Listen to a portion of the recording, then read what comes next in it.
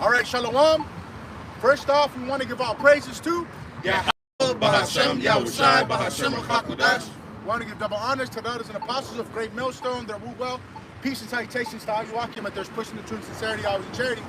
We come at you, another weekend out here in the highways and byways, in the streets of Babylon, to prophesy the downfall of this wicked kingdom and the uprising of a righteous, everlasting kingdom that's going to be here on earth, man. Established by, Yahweh, Bahashem, Yahushai, man, and then the rest of 144,000. Because Israel's going to be in dominion in that day, man. Right? It ain't going to be any more wickedness. Can we get that Babakisha, 2nd Edges 5, 2nd Edges 8 and 50? Because there's a lot of pride in this place, man. And this pride has to be broken by the spirit of Yahweh, Hashem, Yahushai. And as you see, it's already happening, man. Right? It's happening step by step. How the Lord is, He's using the Spirit to do that, man. And can we get that 2 Thessalonians, the 2nd chapter as well? By revealing the Spirit of His mouth, Bob Kashab? This is 2nd Ezra 8 and 50. For many great miseries shall be done to them that in the latter time shall dwell in the world, because they have walked in great pride. Many great miseries, man. So a lot of things are about to happen. This is the hopeful year of Jacob's trouble, right? Yes, it's about Jacob going into shit, but guess what? All you other nations as well that is here, that are here in Babylon the Great, and not even just here, but the whole corners of the earth, y'all gonna feel it, right? Because Yahweh Bahashem Yahushai is coming to judge the whole earth, right? But in particularly, you so-called Native Americans, Hispanics, and blacks that don't obey the words of Yahweh Bahashem Yahushai. All right? Baba Kishah. Yeah, Baba Kishah. 2 Thessalonians chapter 2, and verse 8. And then shall that wicked be revealed, whom the Lord shall consume with the spirit of his mouth, and shall destroy with the brightness of his coming. And the wicked's being revealed. By who? By the spirit of Yahweh Bahashem Yahushai through his prophets. And you guys are doing, the so-called Native Americans, Hispanics, and blacks are doing the will of your daddy, the devil, instead of doing the things of Yahweh Bahashem Yahushai. And that's what ultimately pride is, man. Right? Pride is departing from your maker, from not doing the will of Yahweh Bahashem Yahushai, which is the laws, statutes, and commandments of our power. Right? Because the Lord has given us, He's given us commandment to do to avoid punishment. 2nd Esdras. 2nd Esdras. The water, Baba Kishai. And then Baruch 4. 7 and 18. Because the Lord has given us things that are pleasing unto Him. Right? And when we would depart for that, guess what? It's death, iniquity, and sin. Right? And you see this world is what's perpetrated of sin. Because guess what? Esau, Edom, right? He has his dominion of this earth and is given into the hands of the wicked. And he covered the faces of the judges thereof. Right? Who can it be? It's only this so-called white man. Look at your dollar bill. Look at how this place is being portrayed and ran, man. This place looks through. Right? There's hella construction everywhere. Right? Hey, this place gotta go, man. This is 2nd Ezra 7 and 18. Nevertheless, the righteous shall 20. It says, for there be many that perish in this life, because they despise the law of the Most High that is set before them. Right, because that law is what is life. And if you don't take this law, right, we're talking to you so-called Native Americans, Hispanics, and blacks, there's going to be a lot of death. Right, because contrary to life is obviously death, man. The Lord said, they that hate me love death. And a lot of you people hate the Lord, man. Y'all hate his instructions. Y'all hate everything about the Lord, man. That's why you guys are gonna have to be put down. Right, go ahead. It says, verse 21, for the Most High hath given straight commandment to such as came, what they should do to live, even as they came, and what they should observe to avoid punishment. Exactly, man. And how is he doing that? He's giving you commandment through the word of Yahweh Hashem Yahushai. We're going to go back to that 2nd Thessalonians telling you how does he speak. He speaks through his prophets since the world began, it says in Luke 1 and 70.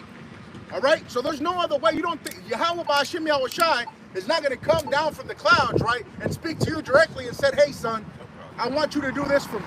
Nah, man. speaks through his prophets. It's always been like that. Well, he did that back in the wilderness.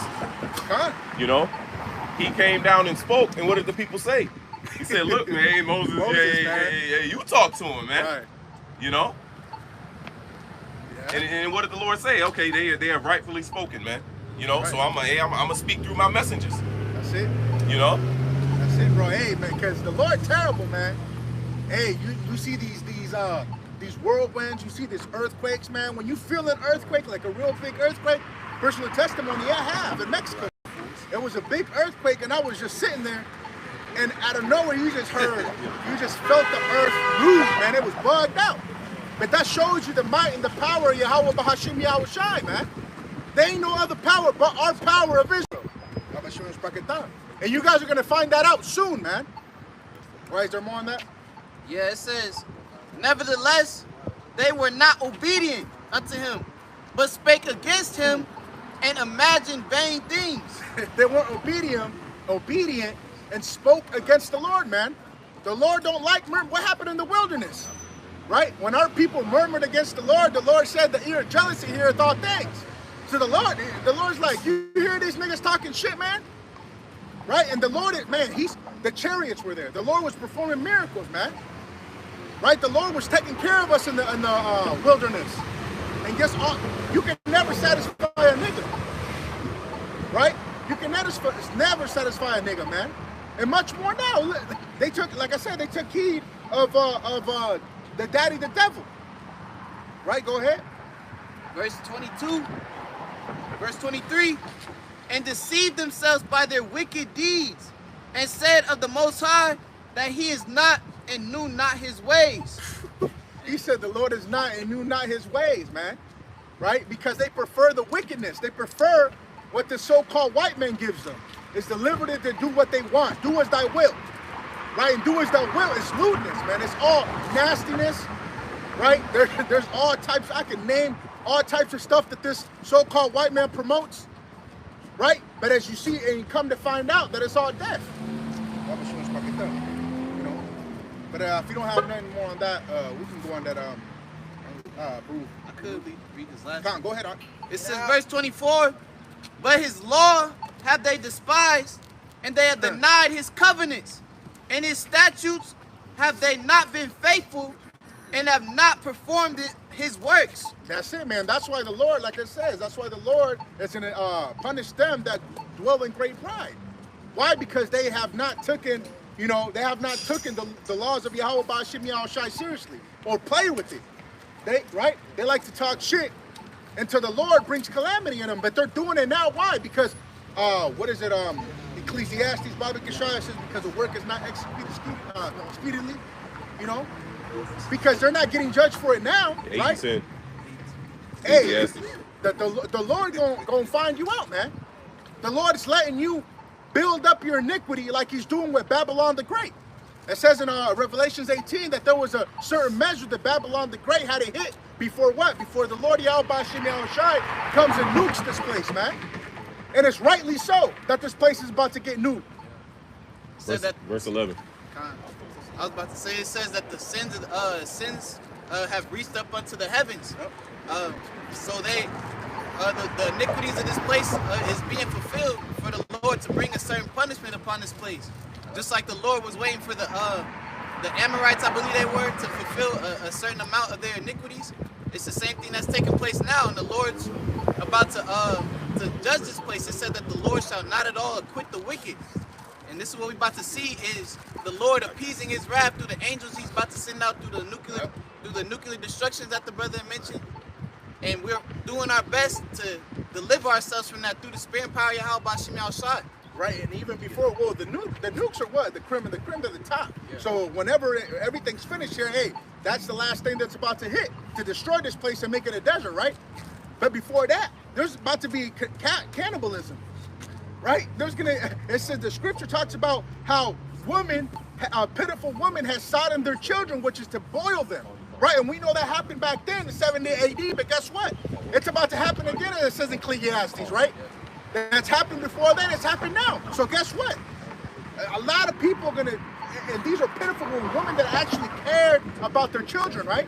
women that actually, oh, you know, my baby this and my baby that, you know, and they actually try to feed them, you know, good food and not McDonald's and things like that, and actually cares about them, right? Those type of women, if they don't turn back to the Lord, they're gonna boil their own kids, man. They're gonna eat them limb by limb, little by little, right? Because a thought in their head is gonna be like, you know what, death is better than what? Than them suffering and crying and talking about, I'm hungry, mommy. I'm hungry, daddy. Hey, that's why we're doing this work, man. Because we got children, right? And we, hey, man, through the protection of Yahweh Ba'ashim Yahushua, we believe they're not gonna see hell, which is the grave, right? And if you got that, go ahead. Yep. This is 2nd Esdras 2 and verse, I'll start at verse 27. It says, be not weary, for when the day of trouble and heaviness cometh, others shall weep and be sorrowful, but thou shalt be merry and have abundance. See that, man? The prophets of Yahweh Ba'ashim Yahushua is merry and have abundance. Okay? Not any other, not just any man. It's the ones that have the spirit of Yahweh Ba'ashim Yahushua in them. These are covering for the days to come. We're building a good foundation for the days of trouble. Because the days of trouble are coming, man. They're here and they're here approaching. Right? It's not long, man. You see this place, you feel the energy of this place since the eclipse. To be honest, since the eclipse, what? The energy of this place has gone downhill. It's not the same anymore, man. Right, go ahead. Verse 20, 2nd Esdras 2, verse 28. The heathen shall envy thee, but they shall be able to do nothing against thee, saith the Lord. My hand shall cover thee, so that thy children shall not see hell. That's it, man. So our children do not see the grave. Right? We believe that in hope through the Yahweh Ba'ashim Yahushua, through the sacrifice that Yahushua has given us, to give us that Holy Spirit, man. Right? To have a belief to what? To be beamed up in them chariots. Man, bro, the water Yahweh Ba'ashim Yahushua for this opportunity, man. Lord will. He keeps the Spirit upon us to keep doing it, man. Right, because that's the only defense. The only defense for what's about to happen is the Lord. Oh, we did the lesson earlier this week. Having money don't matter when you're starving. You can have millions of dollars, but if you don't have access to food, what does that money mean? When that money can't buy you food, that money has no value. Riches profit not in the day of wrath, but righteousness delivereth from death. When you read another translation, it says, wealth is worthless in the day of judgment. Your wealth is worth, the times that we coming into, your wealth, your attributes, your accolades in this society is not going to be able to save you. The Lord is going to have to be with you. All right? You're going to have to be under the wings, under the shadow of Yahweh Ba'asham Yahushua. If not, you're going to get ran through with plagues. You're going to get ran through with judgment, man. And that's what we out here preaching. We out here preaching safety to the ones that hear and to the ones that can see, man. To the ones that repent. It says the Redeemer shall come unto Zion, unto them that turn from transgression within Jacob. That's the part of our message. Just like the same message from the world ignorantly calls Jesus Christ, his real name being Yahweh Shai. He said, repent, for the kingdom of heaven is at hand. The Lord put his spirit upon us to repent. And we're constantly repenting every single day, hoping to enter into his holy, glorious kingdom. But you got it, yeah, bro, and that's the good news, man. That's the good news right there. The glad tidings. Right, that the scripture talks about, because it's good news for us. We gotta hope to be saved, eh? And we gotta hope to be delivered. We gotta hope to eat in the time of trouble, right? We came back to the Heavenly Father through Yahweh Shai. But guess what? All these other nations that are not Israel, hey, they're through, man. That's not good news for them. Yeah, that's why it says the nation shall wail in the book of Matthew 24. It says the nation shall wail at his coming, because he's only coming to deliver the elect. Everybody else is going to be wailing. Everybody else is going to be weeping and gnashing their teeth. He said, my servant shall eat when everybody else is hungry. My servant shall drink when everybody else is thirsty. My servant shall rejoice when everybody else is weeping and being put to shame. This is a good time for the servants of Yahweh Ba'asham Yahushua, but everybody outside of his servants, hey, judgment is coming, man. All right? Go to that. This is Ecclesiastes 7 and verse 12. It says, for wisdom is a defense, and money is a defense, but the excellency of knowledge is that wisdom giveth life to them that have it. Hey, man, this wisdom is everything, man. right? Like the brother was going into riches, right? These cardinal riches ain't gonna do shit for you, right? Like that, I believe in Germany, the Deutsch, currency. Yeah, the dollar. Yeah. Shit, right? They were going into it, and they said that it was cheaper to just burn the money instead of them buying wood, because the paper in that time was easier accessible, man. Because a lot of people are using. I was watching this video. A lot of people were using buckets, just big buckets of that currency just to buy a gallon of water, man. Right, or a gallon of milk. But guess what? That's what's happening here. That's gonna happen in America, right? They show you that a little bit in I Am Legend. Like the money was everywhere. It was like nothing. He wasn't hurrying up to try to get it. Nah, man, it's nothing. Right? But hey, this wisdom is our defense, man. Defense of everything. Nothing is faster than a nuclear missile, than them chariots, man. Them chariots, that's the only way home. You about to say something, bro? Well, like you was saying it. You was saying it all, man. Wisdom got everything covered. All right? When it comes to proper preparation for the last days, wisdom covers it all. You got a lot of these people prepping. You got something called preppers, right? And they're prepping for the last days, where they're storing up on canned goods, or they're trying to be as independent as possible, living off the grid. That doesn't prepare you for what's about to come. It says a time like no other, which you can't prepare for something that's never been seen or never been done. The only way to properly prepare for that is to get on the good side of the one that's bringing those things that's never been seen. Okay, so we're preparing the proper way. We don't have ammunition stored up. We don't have a bunker. We don't have canned goods stored up. We don't need all those different things.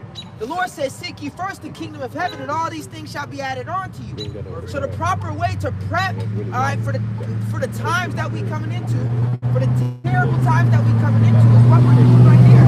The Lord's not telling us to do no crazy ass shit. He's telling us to what? Those that rehearse the righteous acts in the land of drawing water, they shall believe, but they shall be delivered from the noise of the archers.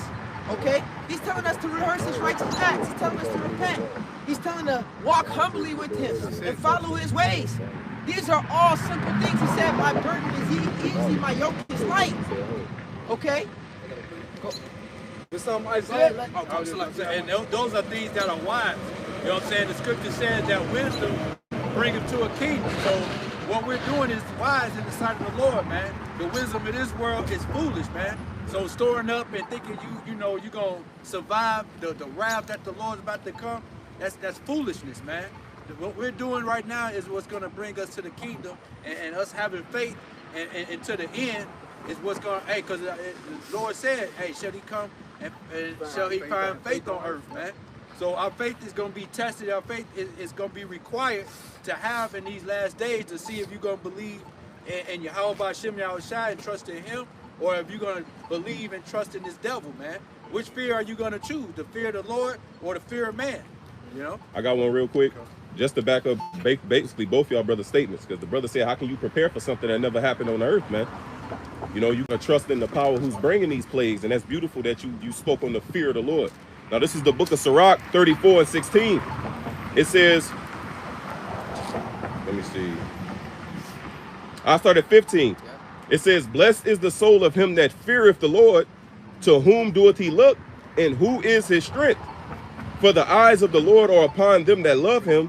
He is their mighty protection and strong stay, a defense from heat and a cover from the sun at noon, a preservation from stumbling and an help from falling. That's beautiful. Yeah, a preservation from stumbling and a help from falling. In Proverbs, the 2nd chapter, I believe it's the 15th verse, it says, wisdom shall preserve. Can someone read that for me real fast? And then you can get your precept for that. Proverbs 2:15. It's Proverbs 2:15. It says, whose ways are crooked. Jump down. Proverbs 2 and...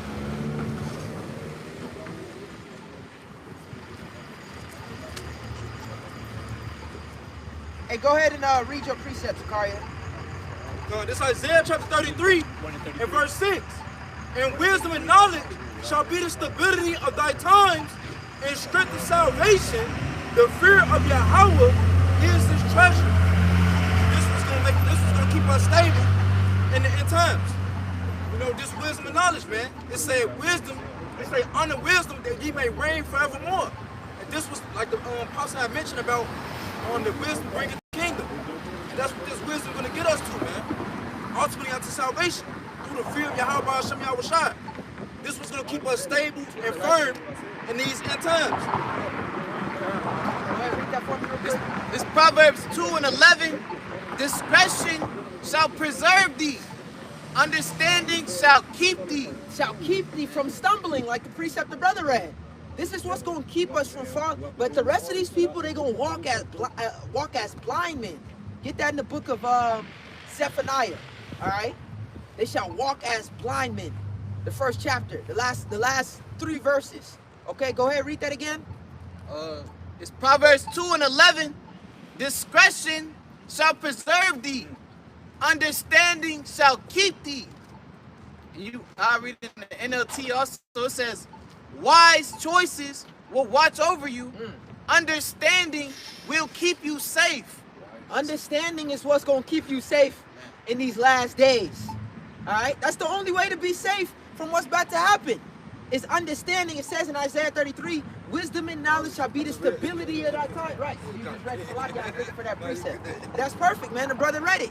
Wisdom and knowledge shall be the stability of our times, and strength, the salvation, the fear of the Lord is his treasure. We have a treasure. In Corinthians, it says we have treasure in earthen vessels. All right?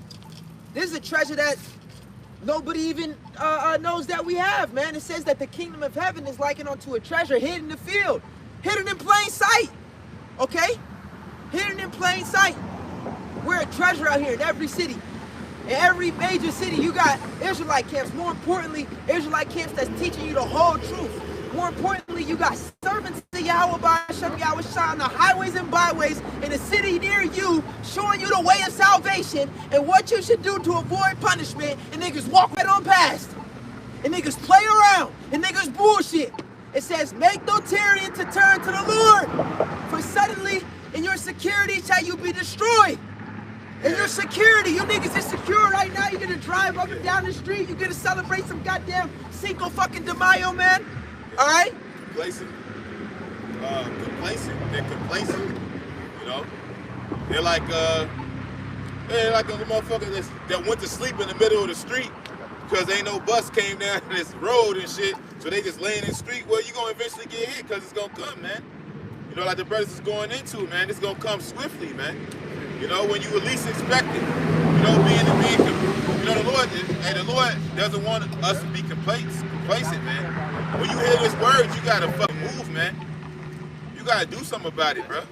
Scripture says the lion have roared, who can but prophesy, man? The Lord was threatened, man.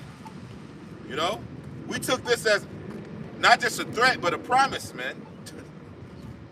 That's exactly what it is. It is, yes. The Lord, it's both, really. Yeah. All right, because it says in the book of 2 Ezra 16, the Lord has threatened, who shall not be utterly beaten into powder, man. And there's a promise. The Lord not slack concerning his promise. He's not a man that he should lie. Yeah, he ain't that nigga in the nigga in the cell and shit, nigga. When I catch you with a, you know what I'm saying, will beat your ass in the world, nigga. You know, he ain't that guy making idle threats and shit. Then he see your ass, he don't say shit, man. No, the Lord don't make idle threats, man. You know? When it says 1 Thessalonians, point is at 3, I start at 1. It says, but of the times, Salakia, 5 and 1. It says, but of the times and the seasons, brethren, ye have no need that I write unto you. For yourselves know perfectly that the day of the Lord so cometh as the thief in the night. For when they shall... That thief in the night, it ain't going to be to those that's been watching, crying out and expecting these things to come, because the Lord gave us the signs and the wonders, hey, that he on his way. So we ain't about to be distracted by the things of this world no more, man. All right, we're looking upon the Lord to return soon and very soon, man. So we want these things to come to pass, because we know that this place got to be destroyed in order for our righteous kingdom to come, for the Lord to establish his righteous kingdom here on earth. You know what I'm saying? So, hey, we want these things to pop off, man. But the people of this world, what they want this place to continue on. They want to get comfortable in this place, you know? And that's that keeps us in a certain mindset, man. Right? Knowing that these things have to come upon earth, we know that, hey, all right, if we're in a certain situation, hey, the Lord said this would happen. That calms our mind, right? The Lord gives us a sound mind knowing those things because the Lord prepared us for it, right? Not like these other people, all those camps that don't prepare their people for what we're about to come. Yeah. Now, yeah, these guys, these other camps, it says in the book of Ezekiel that they have not gone into the gaps, all right? That their prophets is like the foxes in the desert, and they have not prepared Israel to the battle. Roughly paraphrasing Ezekiel 13, man. These guys ain't preparing. You don't know what the MOTB is. You don't know what the fuck is about to go down. All right? You being taught that the MOTB is sitting in every form. You're gonna get ran through. You're getting told you gotta change your name with the government to Ben Israel. You're getting told that the only way you can have a wife is by getting your paperwork with Esau, man. Wow. That's what you being fucking taught, man. And we warning you and you say we hating. But we gonna see who's hating, all right, when destruction comes and the hireling hits the back door. Hey, just like, hey, because it reminds me of Players Club, man. That nigga, Dollar Bill, he had a little dough. He had a little dough right by his fucking desk. I don't know if y'all remember that scene. He said, I got this dough. It's because I got to do something real quick. You know what I'm saying? Because he knew them niggas was looking for him about that money, man. All right? But that's these hirelings, man. They got a back door. What it says, they prepare a table for that troop. You know? They're setting you up to be devoured, man. Well, I believe that's in the book of Micah when it says they prepare them like as in a pot of a cauldron. You know what I'm talking about? When it says they flay their skin up off of them. Could somebody grab that real quick, Baba Kashab? I think it's Micah 3. Yeah. So, yeah, they setting you up to be devoured, man. And, you know, spiritually you're being devoured already. But when this devil comes down, they're going to serve you right up, man. Because they got inside deals with these motherfuckers, man. A lot of these motherfuckers are cops, man. You know? You got it? It's Micah chapter 3 and verse 2. Who hate the good? Matter of fact, read up one. I'll say that one. Because it talks about the heads, man. Because the Lord has a fucking, the Lord has a beef with the heads of this nation, man. The wicked heads, man. Go ahead. Verse 1, this Micah chapter 3, it says, and I said, hear, I pray you, O head of Jacob, and ye princes of the house of Israel, is it not for you to know judgment? Right. And these guys are proving themselves to be reprobates, reprobatic prophets. I don't know if that's a word, reprobatic, but it is now. Go ahead. Who hate the good and love the evil, Yeah. who pluck off their skin from off them and their flesh from off their bones. So here it is, you waking up to the fact that you're an Israelite. Yeah, brother, you know you're an Israelite. You know the Lord was a black man, but then his name's Jesus. Most High Christ blessed. The MOTB is Christianity, brother. You know? So now they ripping it. So here it is, you trying to come alive. You trying to come together. The bones is trying to come together. And they cutting you up, bro. They chopping you. Spiritual chop shop, man. You know what a chop shop is, right? They steal your car and they fucking dismantle your...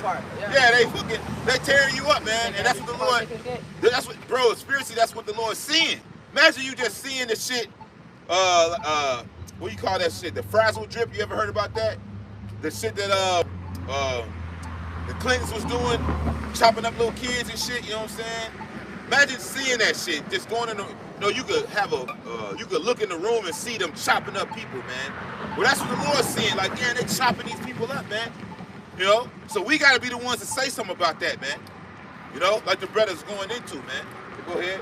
Verse 3, who also eat the flesh of my people and flay their skin from off them, and they break their bones and chop them in pieces, as for the pot and as flesh within the cauldron. Yeah, man. That's how the Lord look at you, man. I was that nigga Hannibal Lecter, man. That nigga Silence of the Lambs. That nigga said I ate his liver with some fava beans in a canteen. Nasty. But that's how the Lord looks at you niggas, like spiritual cannibals, bro. All right? But we're not supposed to be dissimulating. We're supposed to be putting that skin on you, man. You know, helping put that breath in you, man.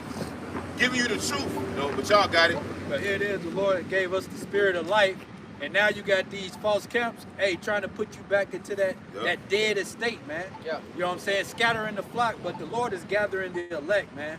All these other false camps, is gathering the 2/3, you know? Yeah. Yeah, it says that the kingdom of heaven is likened unto a net cast into the sea, and it brought in good and bad fish. Roughly paraphrasing, man. So you see a lot, and there's a lot more bad fish than there is good. All right, there be many more of them that perish than of them that shall be saved. So we just gotta stick to the straight and narrow, man. We gotta stick to the straight and narrow. We on the right path to eternity. We on the right path to salvation. We gotta stick to the script.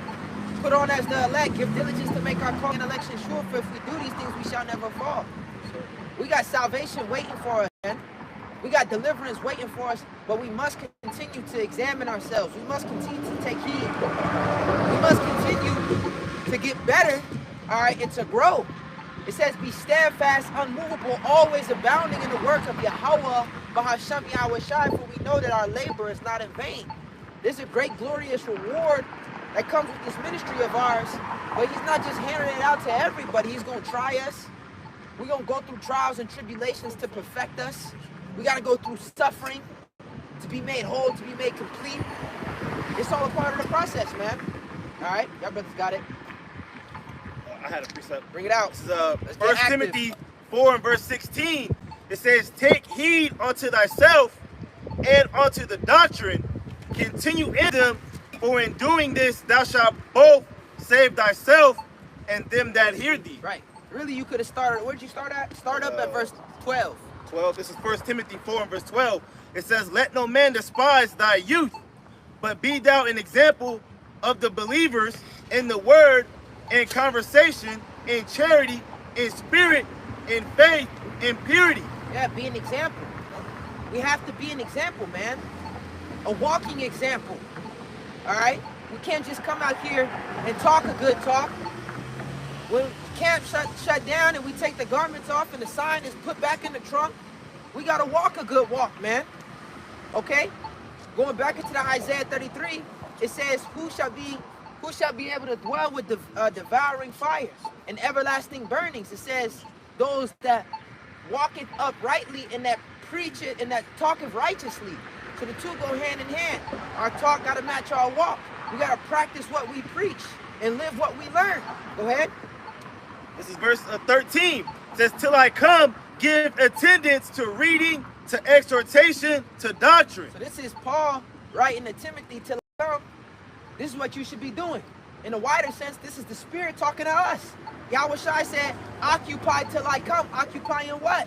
Occupy in prophecy, as it says in the book of Sirach. Occupy in what? Doctrine, reading, exhortation. Why? Because in doing this, as we read down, it's going to be able to save us. It's building up a hedge. It's building up a strong foundation for the time to come. Go ahead. Verse 14, neglect not the gift that is in thee, which was given thee by prophecy with the laying hold of the hands of the presbytery. Someone get that word neglect. Get it in the blue letter and get it in the etymon. Neglect not the gift. What's the gift? The gift of faith. It's neglect in the Greek. It's G272. It says to be careless of, make light of. To be careless of, to make light of. It's whatever. No regard. No regard.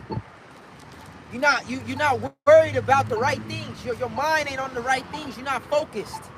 Okay? We can't be like that, man. The Lord, Yahweh Shai said, I'm about my Father's business. It's that new saying now, standing on business. That means what? I'm standing on what what I'm about, and I ain't moving on it. And I'm showing that I'm about. That's not no light thing. And in the book of Numbers, I think it was Moses speaking. I think it was Moses speaking to Korah. All right, speaking to the Levites, right? He said it's not a small thing that the Lord has separated you, to do service in my temple. So we can't treat it like a small thing. This is important. It is important that we do this and that we do it the right way. Go ahead. got that word neglect in Yep. the etymon. It says that this is neglect in the etymon. It says treat carelessly or heedlessly, treat with disrespect or without proper attention or care. Yeah, eating without fear, as it says in the book of Corinthians, man. Okay, eating without reverence. And then it says, he that eateth without reverence is damned while he eateth. So whoever's neglecting that gift, they're damned. Yeah, you the guy, bro. You don't want to be the guy eating unworthily, man. The scriptures talk about eating unworthily because you're pretty much anathema maranatha, man. You know, you could be at the table, you know, but the scriptures talk about those spots in our feast, man. You don't want to be that guy, man. You know? Yeah, it's like Sirach. When you read the book of Sirach, it's about etiquette. Yeah. You know? So you can read about table manners. It says, thrust not thy hand with him in the dish. It says, when you see a bountiful table, don't be greedy upon it. Leave off first for manners' sakes. So when you read the book of Sirach, it teaches you etiquette and how to properly have table manners, man. But see, those things translate into our character as a whole. Because we're sitting at the table of Yahweh B'Shem Yahushua. The Lord said that he would prepare a table in the presence of our enemies. I'm roughly paraphrasing it, man. You know? So this knowledge that we're partaking in is a table. In Proverbs 9, it says, wisdom have slain her beast.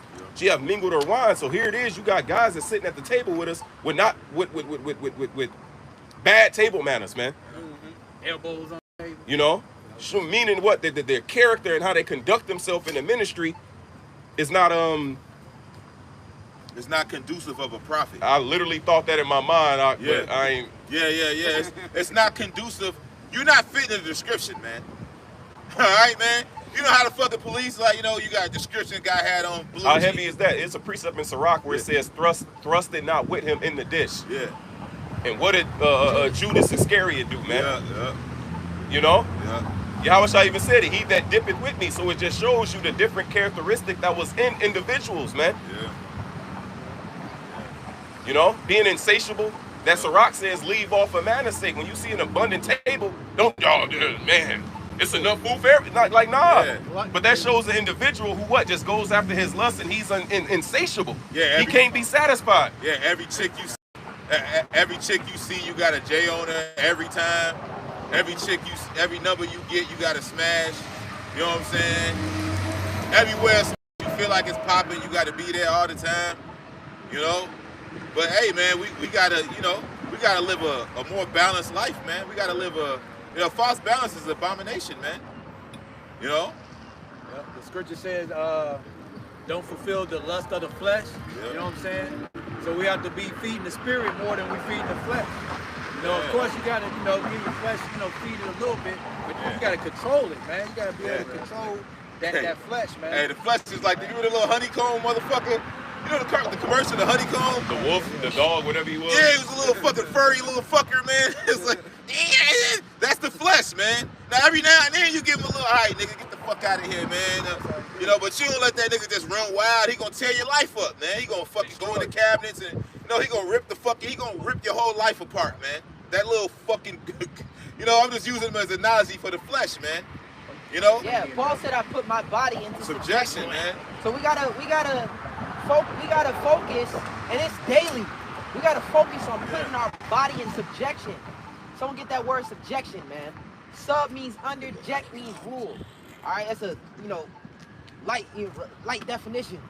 Under the rule, we gotta rule ourselves, man. It says in your patience possess ye your souls. Oh, there's another scripture that says that we may rule our vessel. You got it for me, Zakaria? Go ahead. I got an etymon. Yep. This is subjection in the etymon. It said obedience, submission, servitude, bondage, state of being under the dominion of another. Under the dominion of another. We must put our flesh under the dominion of our spirit, and not the other way around. Why is that? Because what the scripture says, the flesh is weak and the spirit is weak.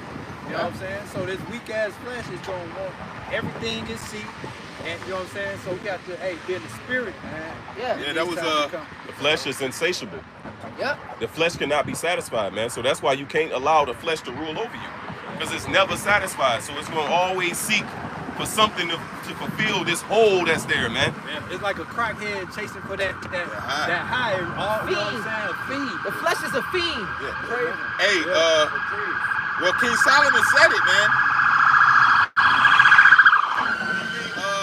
When you read Ecclesiastes, he said the eye is not filled with seeing, the ear is not filled with hearing, man. Oh, the scriptures talk about there's things that cannot be satisfied, man. You know, that's why we can't be going on, because that's the curse of Cain. What it say? On his belly shall he go. All right. And what does that mean? Because the motherfuckers think it's an actual snake, man. He had arms at one time, and then the Lord took his arms and legs, and now he has to slither. No, it's talking about going on your lust, man. You know? All right? Well, it says, whose God is their belly, who mind earthly things. Right. And it says to be carnally minded is death, but to be spiritually minded is life. That's what it says in the book of Galatians. Get that. Galatians 5 and 16. You said you had a precept? Yeah. Well, I got this objection. Galatians 5 and 16, and we're going to jump over to the next chapter. This is 1 Corinthians 9, and just straight to the point, 9 and 27, that I keep under my body and bring it into subjection. Is this the same chapter? They do it for a corruptible crown. We do it for an incorruptible crown. Regardless, start right there. Let's start at 24. 24, yep. It says 1 Corinthians 9 and 24. Know ye not that they which run in a race run all, but one receiveth the prize? This is a race. What does it say in the book of Hebrews, the 12th chapter? It says, let us lay aside every weight of sin that doeth so easily beset us, that we may run the race that is set before us, man. Okay? Roughly paraphrase that, run that ye may attain. Okay? Let us lay aside, so we have to identify what's holding me back. What's a weight that I don't need to be carrying? There's certain things, there's a cross. The Lord said, bear your cross and follow me daily, roughly paraphrasing. But I'm not adding extra shit on top of what I already have to bear. I'm not making my walk harder than it already fucking is, man. Well, that's Hebrews 12. Yep. You know, it says, laying aside every weight that doeth so easily beset us. I don't know if you quoted that slide. Yeah, Kaka. I'm in my head. Hey, because I can hinder your walk, man. Hey, what you say remind me of those cartoons. You know how a motherfucker, he carrying a whole bunch of shit, and he's like at capacity, then like a little feather comes and shit. And that's the straw that broke the camel's back. Yeah, the straw that broke the camel's back. You know what? He got this whole load, he got this whole burden, and it's that last little straw. It's that last little bit, man. Yeah. That fucking broke the camel's back. So that's why we need to be moving in what? In fear. It says, with fear and trembling, work out your own salvation, man. The Lord is merciful, but say not his mercy is great to where you just adding sin upon sin, to where you just moving careless, to where you just neglecting the gift that you received, man. Because it'll be the straw. It'll be that fucking straw that break the camel's back, man. To where you've been getting too far out like Saul. Saul just, nigga, you going too far out, and then it was that last final straw, right? That's what they say. The final straw is that final straw. Now it's like, nigga, I'm not dealing with you no more then. Because this the last fucking time. This the last fucking time, man. And it's not. It was too late. Hey, Samuel, please, Baba Kushab, pray with me, man. It's too late. Yeah, you rejected. Yeah. You didn't take your fucking position serious. Now you're not king no more, nigga. What he tell him? He said to obey is better than a sacrifice. All right? So yeah, okay, you may be doing videos, you may show up to camp, you know, you may be throwing stuff on the altar, but at the same time, if you're moving in a fucking just doing your own thing, man, well then you're being basically disobedient, man. Yeah, and you notice he always had an excuse.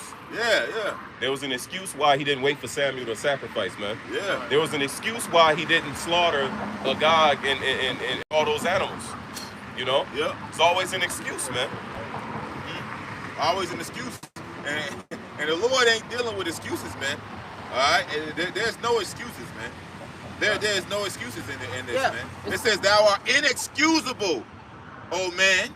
Instead of making excuses, make adjustments. Don't make no, Lord ain't hearing no excuse. All right? He wants to see us make adjustments. Okay? So that which one would you rather have, man? Make an excuse or make an adjustment?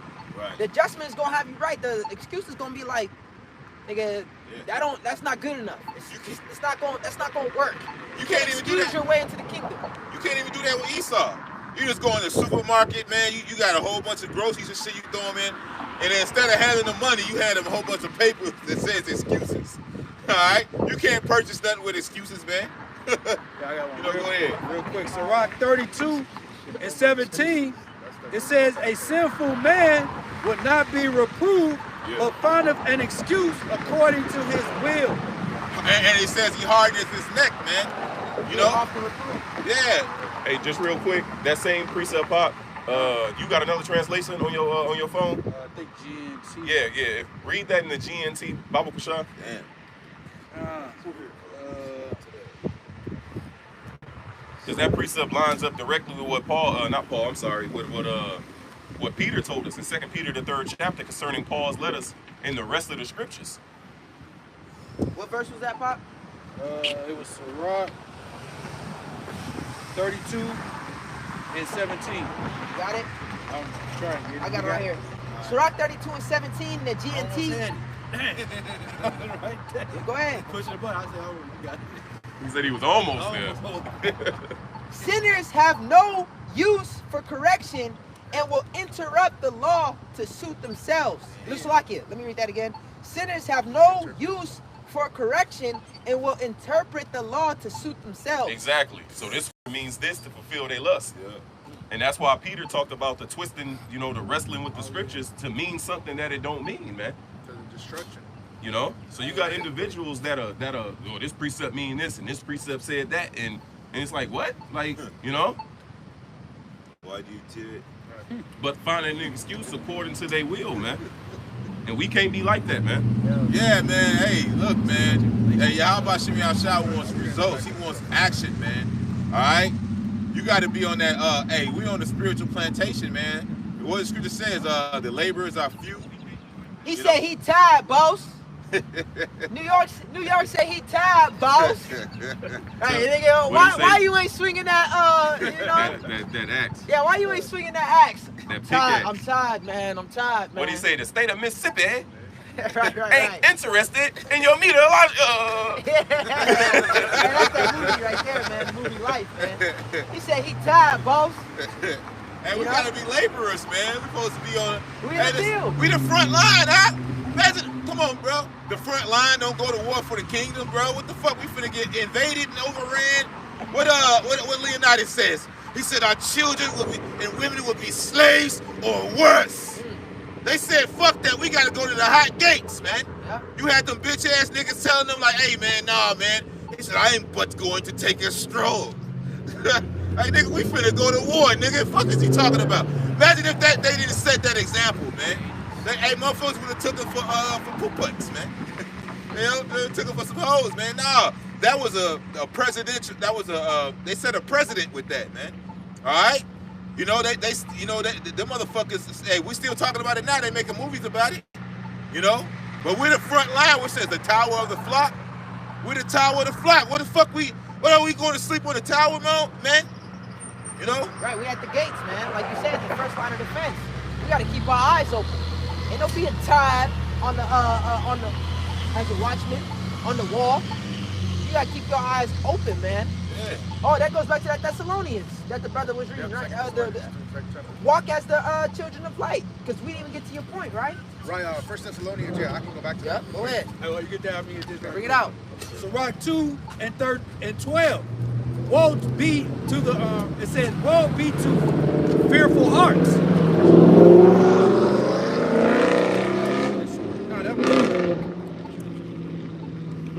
No, I wanted to read 13. It says, woe unto him that is faint-hearted, destruction. It ain't the time, like the brothers are saying, it ain't the time to get tired. You know what I'm saying? We got to continue in these things, man. All right, endure to the end. We can't afford to get tired. We can't afford to get tired, man. We see the finish line. Yeah. We see it, man. It's right there. Right. So you're going to fucking stop and collapse when you see the light? That's fucking weak, man. Exactly. What Micah 2 and 10 says, hey, this is not our rest. It's not a time to rest right now, man. It ain't the time to get comfortable. The kingdom is at hand, man. That's when we're going to be able to rest and be comfortable. Right now it's not that time. You know what I'm saying? What the scripture in Ecclesiastes says is a time for war, a time for peace. a time for love, a time for hate. What are the times we're living in, man? War. You know? Yeah, it's wartime. Yeah, we got to sleep with one eye open. You know right? what I'm saying? At one time, hey, fucking soldiers, man. That's why they got that what is it? PTSD. Shit, anything wakes them up. Because at war, bro, you're always on your toes.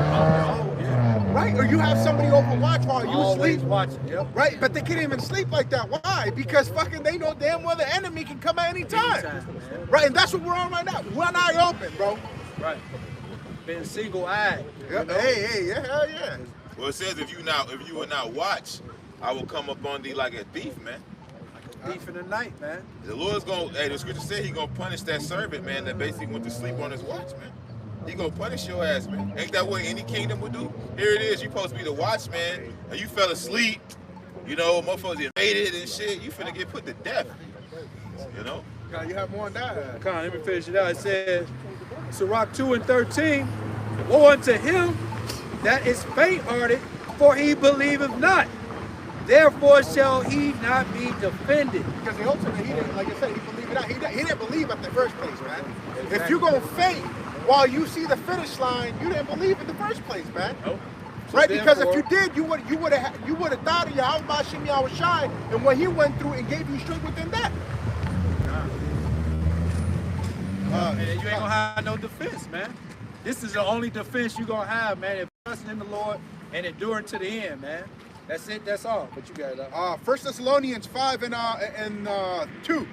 For yourself know perfectly that the day of the Lord shall cometh as a thief in the night. For when they shall say, Yeah, hey, it's gonna catch these people off guard. It's gonna catch you people off guard, man. It says if the good man would have watched, he would not have suffered his house to be broken up.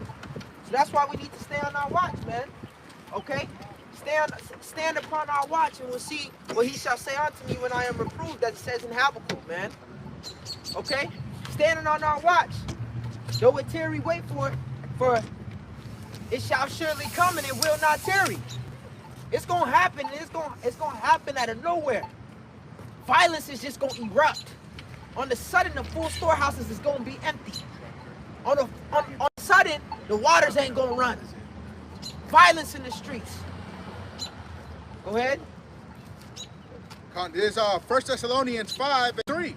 For when they shall say peace and safety, then sudden destruction cometh upon them, as travail upon a woman with child, and they shall not escape. Right, so that's what's happening. On second 16th chapter, it talks about, you know, the birth pains, right? A little bit of here and a little bit of there, man. You know, but it's going to come as a thief in the night to these people because they're not watching. They're not that one eye open like we were speaking about earlier, right? It says they should not escape in Jeremiah 11 and 11. It says that the Lord's going to bring an evil upon them that they will not be able to escape. Even if they cry unto him, he won't answer. Why? Because the Lord he's out here right now.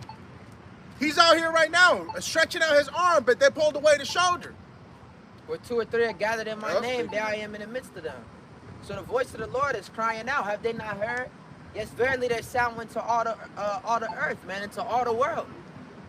And only his sheep is going to hear his voice. Yep. That's why these people not hearing, because you're not of his sheep. The Lord's separating everybody, man. He's separating the sheep from the goats, man. He's separating the wheat from the tares, man. The clean from the unclean, the holy from the profane. And it's all going to be made manifest in these last days. Go ahead. It says verse 4, 1 Thessalonians 5 and 4, but ye, brethren, are not in darkness, that day should overtake you as a thief. Ye are all the children of light and the children of the day. We are not of the night nor of darkness, right? Because the darkness represents wickedness, right? We're not in wickedness, but we're in what? In light. And we're in Yahweh Bashim Yahweh Shai, man. And righteousness and this wisdom. That's how we know. That's how we can measure the times diligently. That's how we know that this place is about to collapse. Utterly. For real, for real. What's that scripture you read? It said about continuing them. That was just read that. They continue in them? keep your eyes on Timothy- the prize. Timothy- Oh no, keeping our Timothy eyes on the 6. prize. About just keeping our eyes. Oh, First Corinthians. Yeah, I can go back to that a bit after that. All right, come. No, I just wanted to say, hey, keeping our eyes on the prize, man, and that prize is the kingdom, man. We can't have our eyes set on the things of this world. You know, that's a distraction. All these things that's of the world is about to come to naught. So we gotta keep our eyes on the prize. That prize is the kingdom, man. Having salvation, mercy from Yahweh B'Shem Yahweh Shai. Well, that's where you're gonna fail. As soon as you have your hope in something tangible here on earth, that's when you fucked up. You done. You know you fucked up, right? If you don't have your eyes single and your trust on something that is not from this world, which is Yahweh B'Shem Yahweh Shai, you're screwed, man. It says, verse 4, it says, but ye brethren are not in darkness, that day shall overtake you as a thief. Ye are all the children of light and the children of the day. We are not of the night, nor of darkness.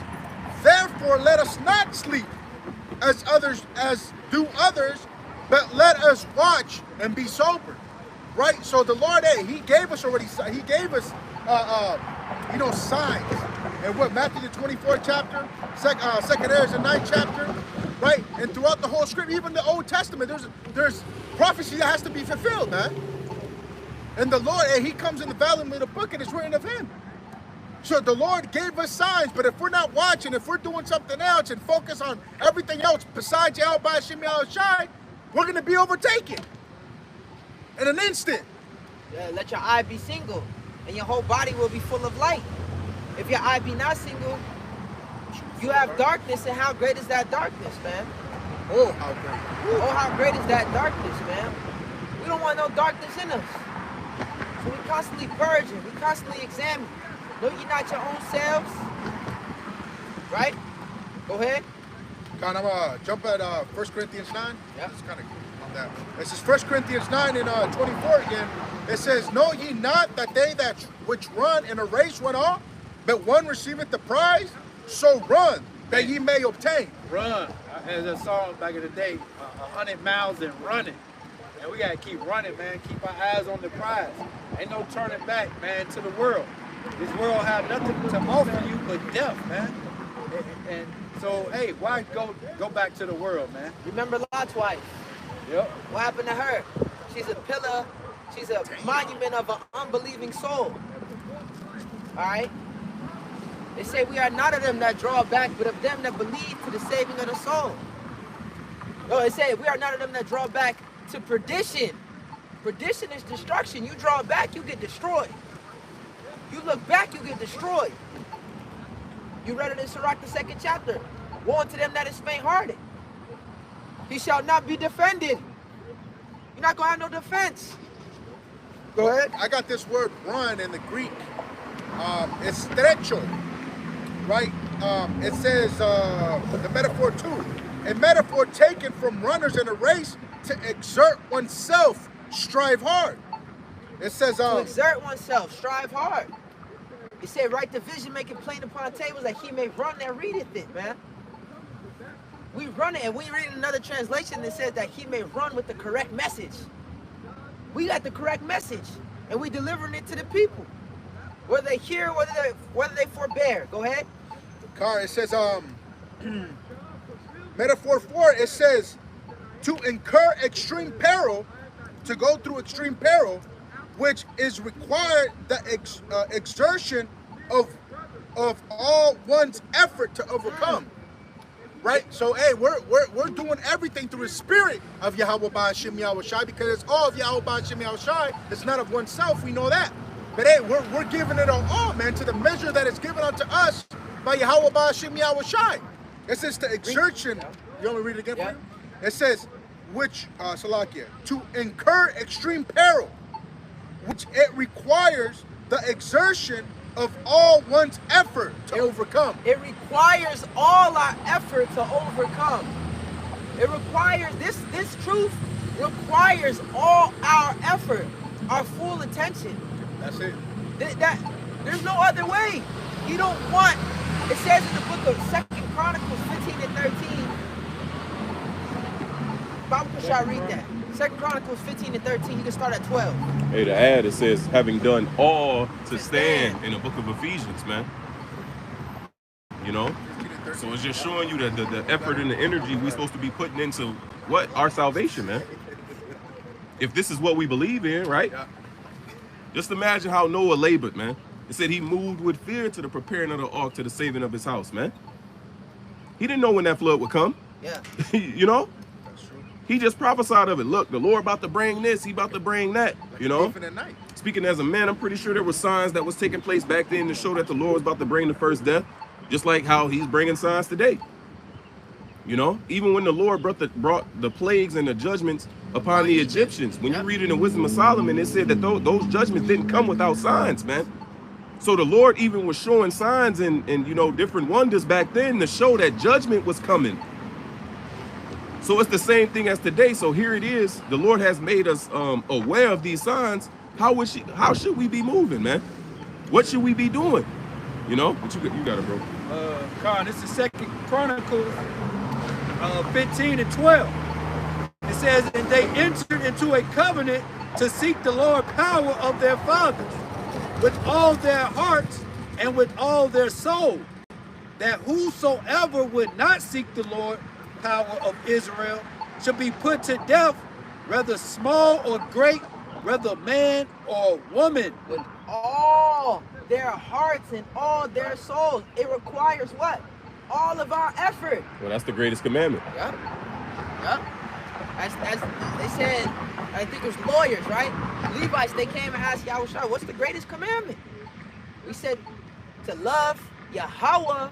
Yahushua said to love Yahweh. Can we get that real quick? Yep. Deuteronomy 6 and 4, and read down, because that's what Yahushua said was the greatest commandment. You know.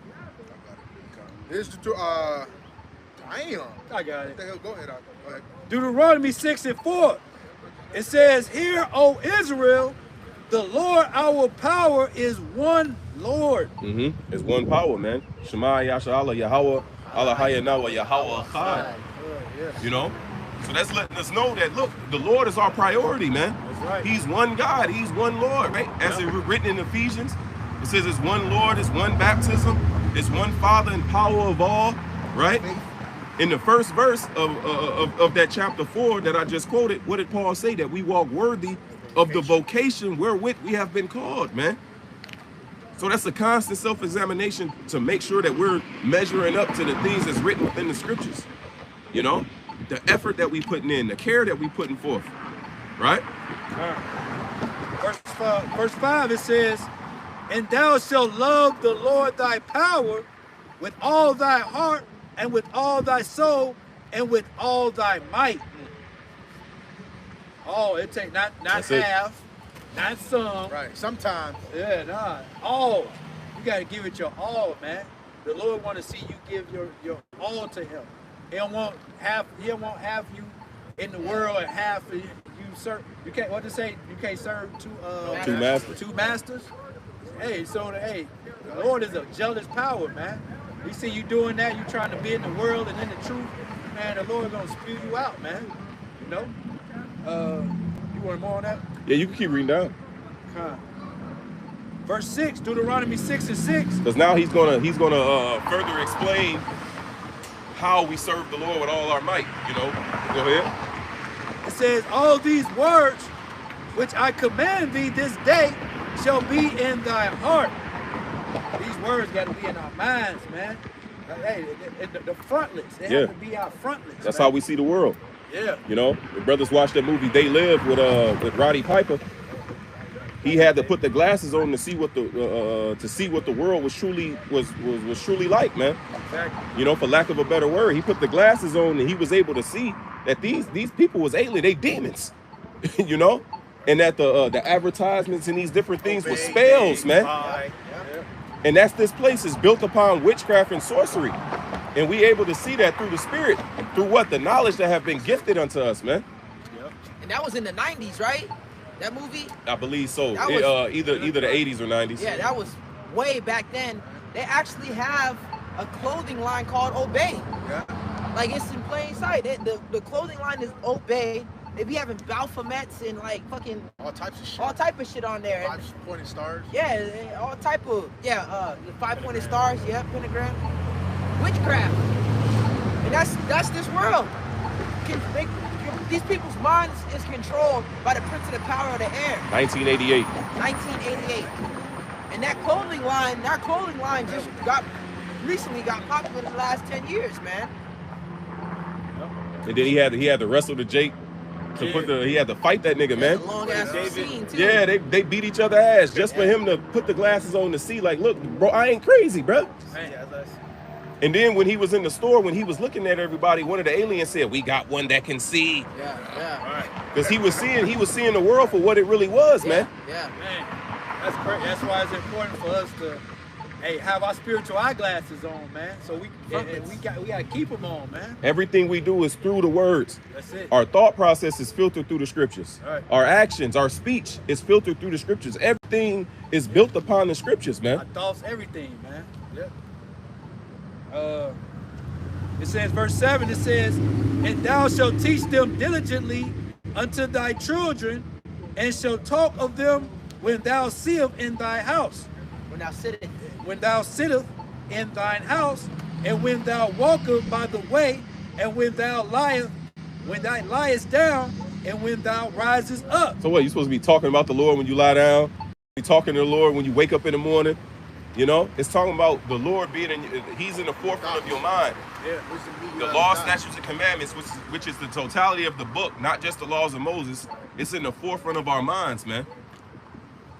When we wake up in the morning, Tawadi Yahweh Basham Yahushai, right? We thank the Lord for allowing us to see another day, man. That's why brothers implement, hey, what you got going on tomorrow? Oh, man, Lord's will, woo up the bam, woo up the bam. Yeah.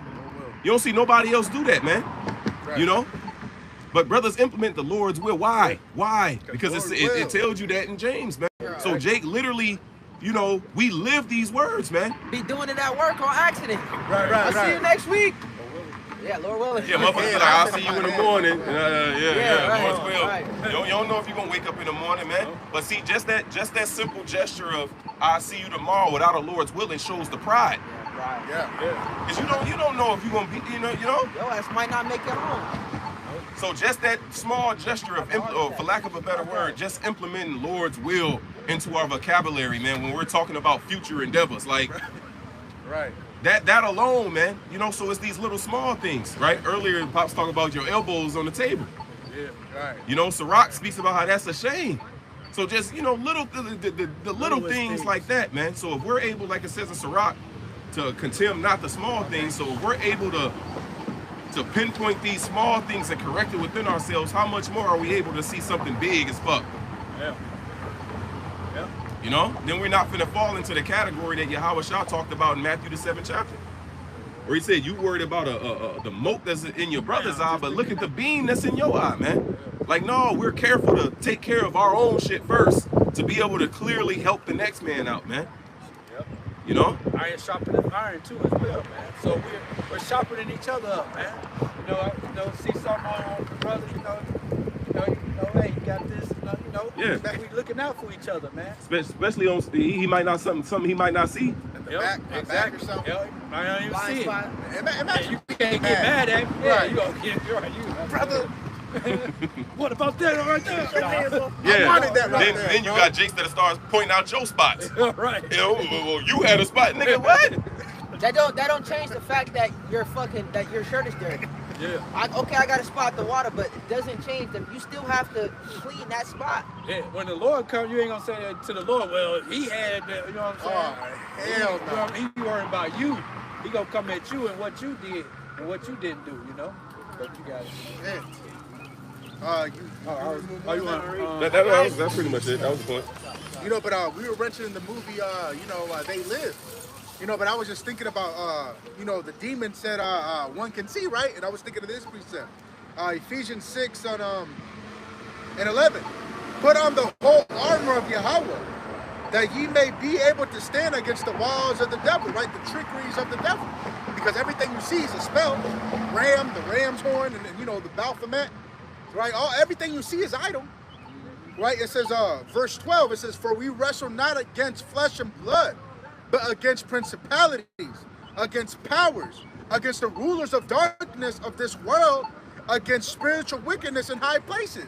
And we can see an example. What was it? The Feast of the Beast, I believe it was called, or yeah, it was from April 24th, I believe, to May 1st. You know, I believe it's the Feast of the Beast where they, you know, do all the sacrifices and things like that. You know, so these people, you know, hey, shit, they didn't fucking sleep. You know, and I'm speaking as a man, but hey, bro, shit. If they were sacrificing and doing all this wickedness, trying to come again, really, they're trying to come against us, right? Throwing encampments, as you see, they're doing different legislative laws now. You know, talk about, you can't talk about the you know, the small hats, the big nose, them wall big, humpers, big nose, niggas. you know, more naked mole rats, man. You know, least of the flock. Right. Oh man, bro. Hey, the Lord gonna get you niggas, man. Right, but I think I had one more, so I can. It says verse 13. Wherefore take unto you the whole armor of Yahweh, that ye may be able to withstand in the evil day, and have done all to stand. The armor is in a fucking bulletproof vest. All right, with fringes on it. 50 Cent coming out to whoop your head, boy. That's not gonna keep you protected. The whole armor, that goes back to what? The wisdom is got us prepared on every side. Okay, you got some canned goods stored up. That'll keep you good in this aspect for a little bit. But what about the famine? I mean, but what about the pestilence? What about the earthquake? What about the troops? So this wisdom is what's going to keep us safe on every side. It's going to protect us from the famine, from the pestilence, from the earthquakes, from all the coming calamities, the plagues that's going to hit this place, man. Yeah, hey, the Lord will move you off that stash. Yeah. You know, here it is. These things happen suddenly, man. So you might have your ass at work or you at the grocery store when there's a panic. Then you can't get your ass back home to where all those stored up goods are, man. Like leave the world behind. You know, then what? I got all this water and I got all these canned goods stored up, but shit popped off while I'm fucking across town. Now they raise the bridges. Now they put checkpoints. Then what, man? You know? Yeah. See, these carnal things we can't trust in. Like that movie, The Road. You know, they stumbled across a full loaded bunker. Yep. So what happened to those people? Never made it. Dude. Obviously. All right. You know? Hey, they showed you that, I think one of you brothers, the recent movie that just came out, Leave the World Behind. That little girl stumbled across the thorns, right? Yeah. House full of, they had a whole panic room downstairs. They had all that stored, but where they ass was at? They had Rick Ross's H2O system down there. And create H2O. Create water. Had the Friends films and everything. Yeah. They was stacked. See, people don't understand, man's goings are the Lord. You know, you can store all this shit up at a certain place, man, and the Lord gonna have your ass, you know, somewhere else. Yeah. A lot of these people who's hoarding, storing up shit, man, don't be surprised they get their ass drafted. Damn. So here it is, you stored up all this shit here in America, but your ass got sent over to the Valley of Yahweh Shaphat, man. So all that shit you stored up, who is gonna benefit now, man? I'll go to this 1 Corinthians 9. Because that will happen, man. There will be a draft implemented, right? Because they're talking about how the army, the recruiting armies All-time low. is at an all-time low. The recruiting of the armies, man. And here it is, American armies is spread thin. You see? So here it is, the army spread thin, the recruit numbers is low. That come on, man. You got the force motherfuckers, man. Women is gonna be drafted. Yeah.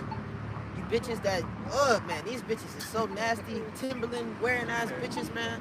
Yeah, these sexy red bitches that want to shake their ass, go shake your ass over there in the desert. Sukiana. Man, send them all over there, man. Send them bitches over there, man. Like on the movie Ants, you know, put a helmet on that bitch head and put an assault rifle in that bitch hand, man. Yeah. Go to work. Them Cumbrellas not gonna be able to let her watch to shoot somebody, man. They wild, bro. This is 1 Corinthians 9 and 25.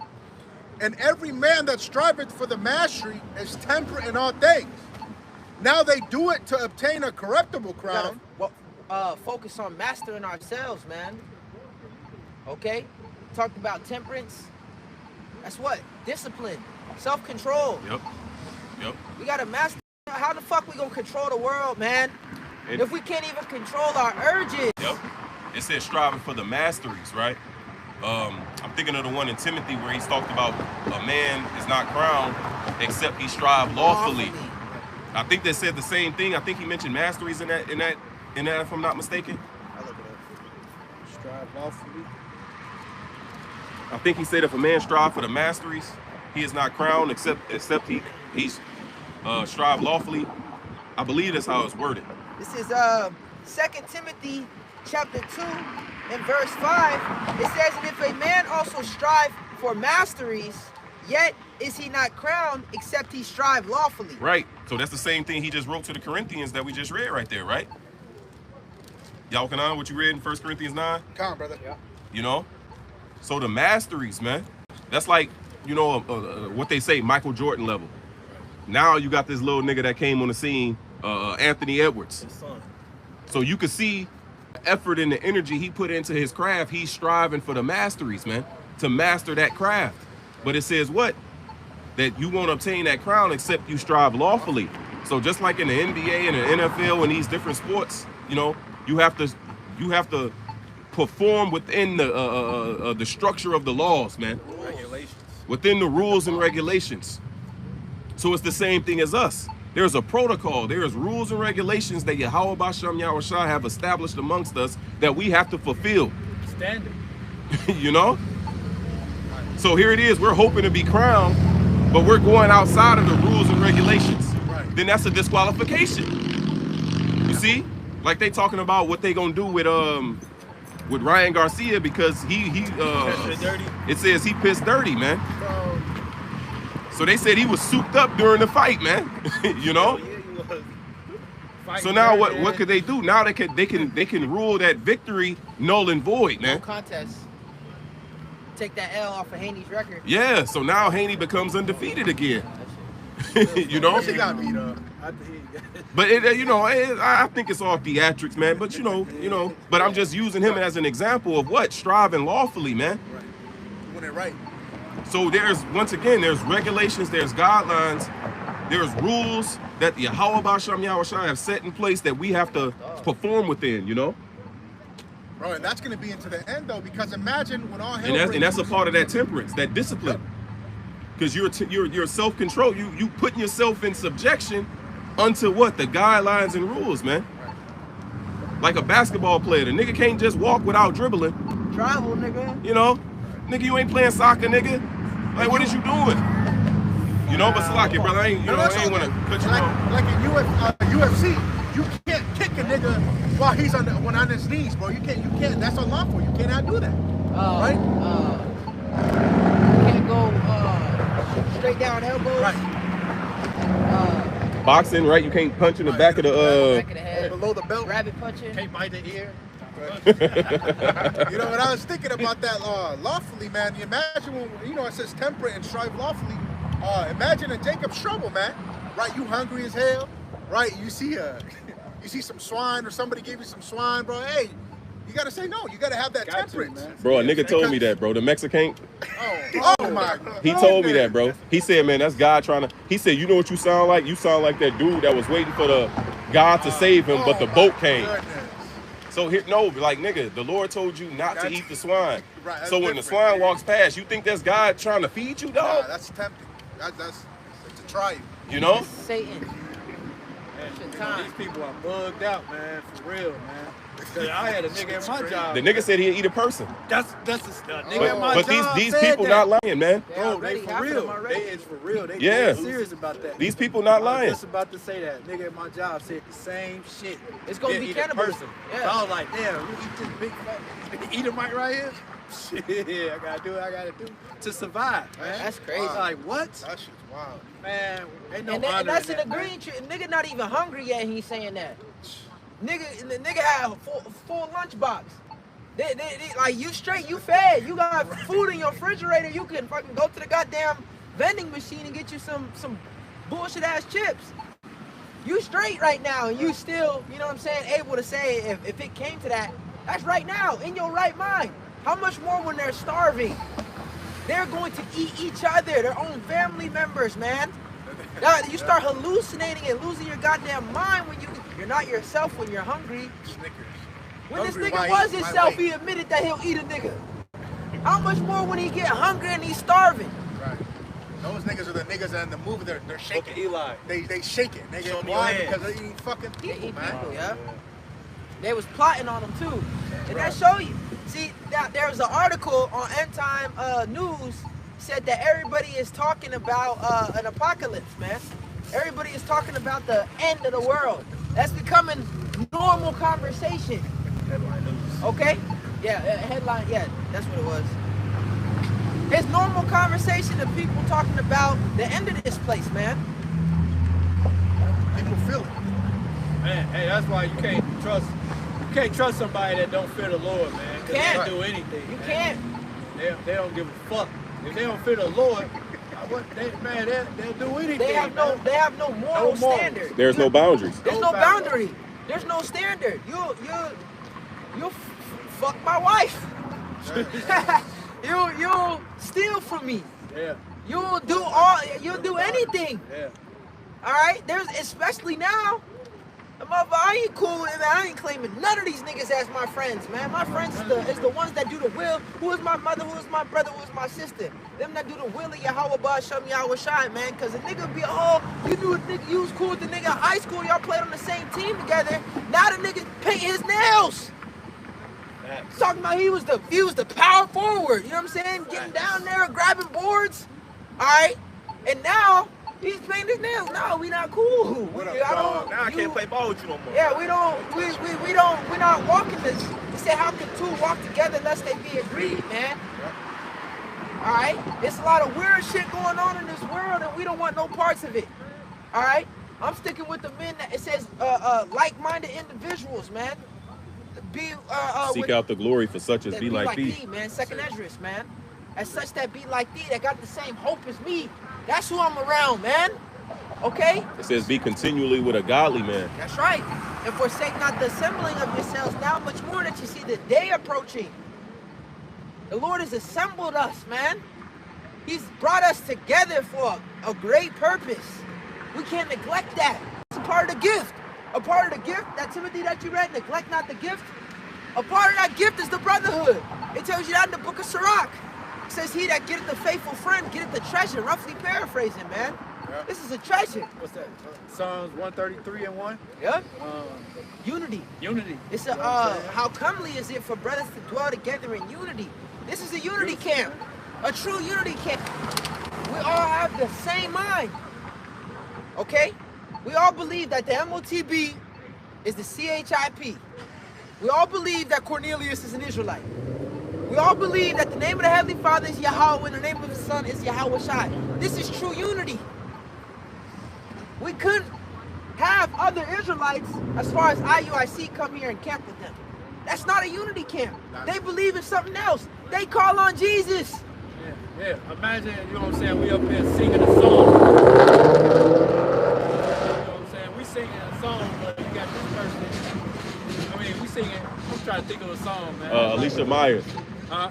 Thanking the Heavenly Father. Yeah. I want to thank you, Heavenly Heavenly Father. Yeah. So here it is. We singing praises to the Father, Right. you know, and this nigga come up talking about Pound Town. We're talking about booty hole, bro. What the, man. Fucking, Hey, that's like, man, what the fuck you that's doing? fucked up. That's like, no, get him the fuck out of here. That's the song up. You gotta Yeah, go. how come if this man in here without a garment? Bind him and cast him in the outer darkness, man. Uncertain sound. I think that was you talking about with James Brown. He was like, he heard when he was playing his music. Yeah. He heard a certain person that go off Yeah. on the song. Man, you gotta fix that. That's shit, it. That's man. the last time you know? performing with that, Yeah, man. or you gotta go. Cause you offbeat. You're not keeping up. You fucking up. And that Messing the song and up. he hears that. Like he got that ear. Maybe nobody else caught it, but he caught it. Yeah. He heard you go offbeat with the drums, man. And afterwards he got on his ass, and that's what we doing.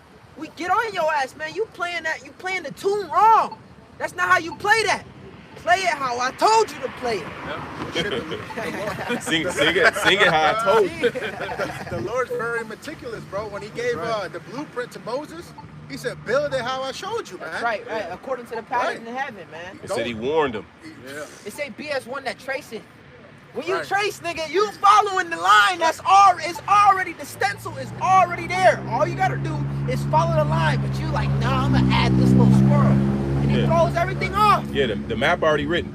Yeah. You know, we gotta follow the map is already, you know. Blueprint. Ain't no shortcuts, No, man. I think we should go this way. Nigga, no, bruh. Yeah. The map is telling us, Go here, man. you know, you want to go outside of what the map is saying, nigga, no. Somebody has already traveled this road, That's it. and they sent back the path, man. This is the path. They there waiting on us. This is the way, walk ye in it. Yeah, this is the way, walk ye in it. Turn not to the left, nor to the right. All right? Your eyes shall see your teachers, saying this is the way. We telling you the way, man. Through the There's only spirit. one way. There's only, there's to only the one kingdom, way. Man. Yeah. Man. This is back in 1 Corinthians 9 and 26. I therefore shall run, not as uncertainty, so fight I. It's a lot. I thought that was Jehovah's Witness. Wow, man, boy. Like, Draco mouth. it says, I therefore shall run, not as uncertainty, so fight I, not as one that beateth the air, but I keep under my body, Right. and I bring it into subjection. Not as one that, see, this not, we're not just shadow boxing. We're not just fighting some brand, the air. All right, this is a real battle. You get hit back in this, man. If you're not on point, if you're not on your square. All right, shadow boxing in the mirror. All right, you can't get hurt doing that. In a real fight, if you make a wrong move, you can get knocked the fuck out. This is a battle. This is a war. Right now, a lot of these people is not being taught that. A lot of these Israelites is not being taught that you are entered into a battle. All right? It said, my son, if thou come to serve the Lord, prepare your soul for temptation. This is a war. If the Wadi Hashem Yahweh Shai for putting the spirit on our apostles to teach us correctly, man, because they always warned us that we're going to suffer, that we're going to go through shit, that we're going to be tried. And that equips us with the right mentality of it's a part of the battle. It's a part of the journey. That brings comfort. Your woman acting up, well, man, that's a part of it. Even Adam had Eve. Even Lot had his what happened to his wife Job, what she was talking about. So righteous men go through that. Yeah. Righteous men got to deal with that. Even Yahweh Shai had Judas. Well, Sarah bugged up. You know, Yeah, Peter yeah. bigged up Sarah, right? He said, whose daughters ye are? Sarah called Abraham Lord. Yeah. But when you read about that situation concerning Hagar, she came unto Abraham like, cast out this, who up the bed, said it grieved Abraham, man. He said, man, do what you want, man. And that was through her deed. She the one that said, take my handmaid and let's get a child, Abraham didn't come to her with that. She brought it to Abraham. It was her idea. And then she came to Abraham like he was at fault. Even, She just irritated me. damn, I forgot Tobiah's mother, Tobit's wife. Right. But when Tobit sent his son out, she like, man, be quiet, my son is dead, and who up the bam. Bro, it said Tobit was, man, he wished for death. He was ready to die, man. Not just because his woman was nagging him, but, a lot of shit he was dealing with. But he was dealing with what? His woman nagging him, though, man. On top of everything he was already suffering. Yeah. So that's she was a good woman, outside of that, yeah. she fucked up. But she had her qualities. But just add to what you were saying, righteous men go through those things, man. Yeah. It says take our brother and the prophets as an example of suffering afflictions. Yeah. So we're gonna go through these different things, Troubles in the flesh. It says Yahweh Shai was a man acquainted with grief and with sorrow. But what? He kept his eyes single. And like you said, not to take away from our foremothers, man. Yeah. Because we had righteous foremothers, but at the same time they put hell on their husbands. Yeah. Like Paul wrote, we gonna have trouble in the flesh. And it's worse now. Knowing that she's the weaker vessel, man. Yeah. How much more, getting them out of the American mentality, man. Where America has exalted the woman, and you know, here it is, she think that she makes the rules and these different things, man. You know? The weaker pants. She thinks she wear the pants in the house. You know? And that even shows that who wears the pants? The man is supposed to wear the pants. Women don't wear pants. Right. So when it said that the woman wear the pants, that means she's leading the relationship. We can't have that, man. Yeah, and it stems from idolatry. Yep. Because what it says in Wisdom of Solomon 14, it says the disorder in marriages, man. Right. Right. So just that statement alone, where a woman wearing the pants, it shows that a woman is wearing a garment of a man that ain't supposed to be. That's an abomination. Yeah. Therefore, her wearing the pants, it comes with a mentality. So now she has the masculine. Yeah, like she's the head. Like, no. You know? Yeah, the Lord gave the order, Slaki, bro. No, it's Slaki on my part. Hey, you were saying the order, man. There's an order, and anything outside that order is uncivilized. Yeah. It's out of order. It's confusion. Yeah. It's confusion. Order, yeah. Yep. And it works. The order works. Yeah. This shit doesn't work. You trying to tell me when I have to be home does not work. It's against biology. You are not my fucking boss. You do not. That's plain and simple. That doesn't work. And you worrying about what the fuck I'm doing all the goddamn time. I'm a grown ass man. And that's a curse. Because as we were speaking about before they split off, the brother Yohana had mentioned about the serpent, where the Lord cursed the serpent, and it says, "Upon his belly he shall go," which that's why Cain was fulfilled with the wicked lust. That's why Esau, you know, that's why he's the man of sin, because upon his belly he's going to go. But when you read that the curses that was given, the serpent received that curse and the woman received the curse. It says, in childbearing, in pain shall she bring forth children. Yeah. And then it says that what your desire shall be to thy husband, but he shall rule over thee. I'm roughly paraphrasing that, man. And it goes into them having a desire to rule over their husband. But go ahead, Slide. Because I'm butchering it, bro. Genesis 3 and 16. Then he said to the woman in NLT, Salakia, I will sharpen the pain of your pregnancy, and in your pain you will give birth. So this is a story to learn from. These people read these accounts. I hate to use the word story, but they read these accounts and look at it as just fairy tales. No, there's learning qualities, teaching aspects within this. Look what happened when she went outside of what her man instructed her to do. Now look at the state of the world. Through her, we all die. Now it hurts when you're giving birth. That's supposed to be a beautiful thing, right? You having but it's painful now.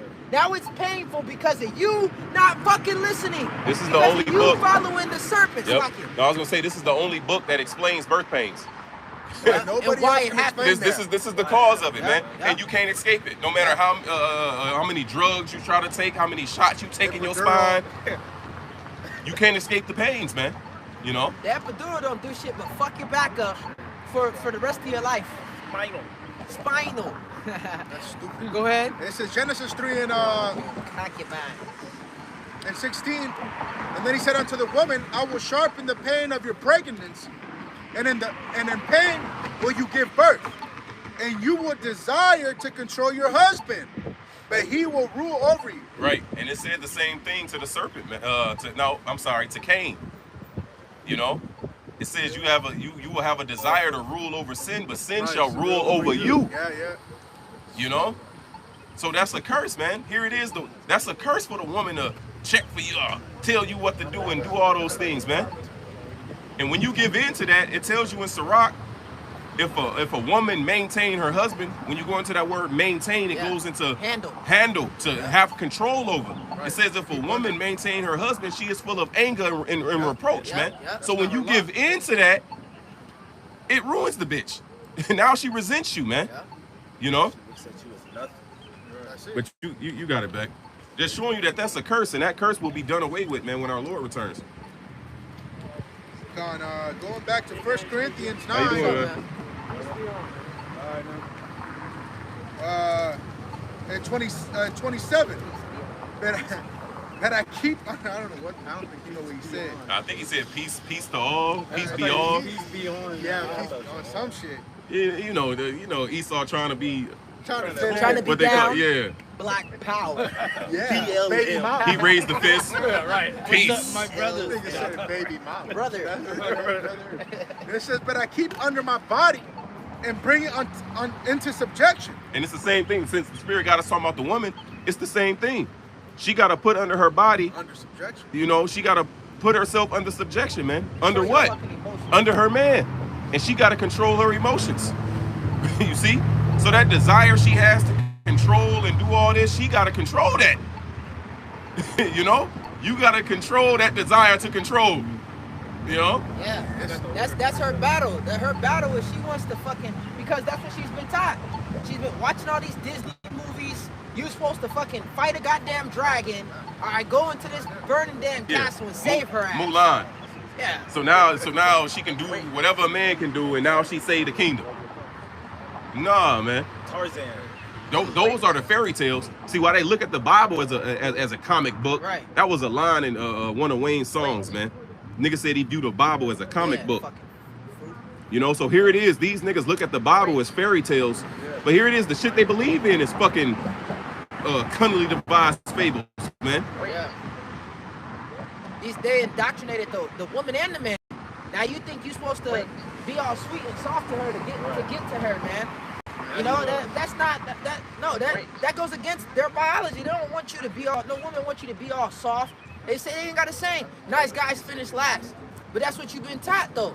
To be gentle. To be a gentleman. Yeah. You know, it's a lie. You've been lied to. Going back to the garden. What we read. The serpent lied to Eve, man. All right, and this is the result of it. Now you in the house by yourself. Now you focused on being. There's a nigga named Christian Wood. You know Christian Wood? He played for Houston. He played for Houston. He played for the Lakers Couple seasons. Yeah, last season, 2 seasons ago. So he got some influencer OnlyFans bitch pregnant, but he just got custody of his shorty though. And she posted a meme of a bitch jumping off the yacht into the water talking about, you know, we outside on summer. After she bitch don't got custody of her, so she don't give a fuck. They really don't. She'll fight for the son just to get the nigga on child support, but if she loses, it's like, at least I'll be outside. I get to be a hoe, you know. He should have fought for child support. Hell yeah. Turn it up that's on her what ass. they were saying, because she making bread too. You know? Go ahead. This is 1 Corinthians 9. You wanted to listen. Hey, And but- she said, no, we're not listening. Hey, but that's a sign though, man. Hey, You know? Throw his ass, Because those Edomites, man, they walk past every week fucked up. Bro, and it's getting worse. Because they drinking, they trying to drink their misery away, man. Like these people was out here hurt, man. Yeah.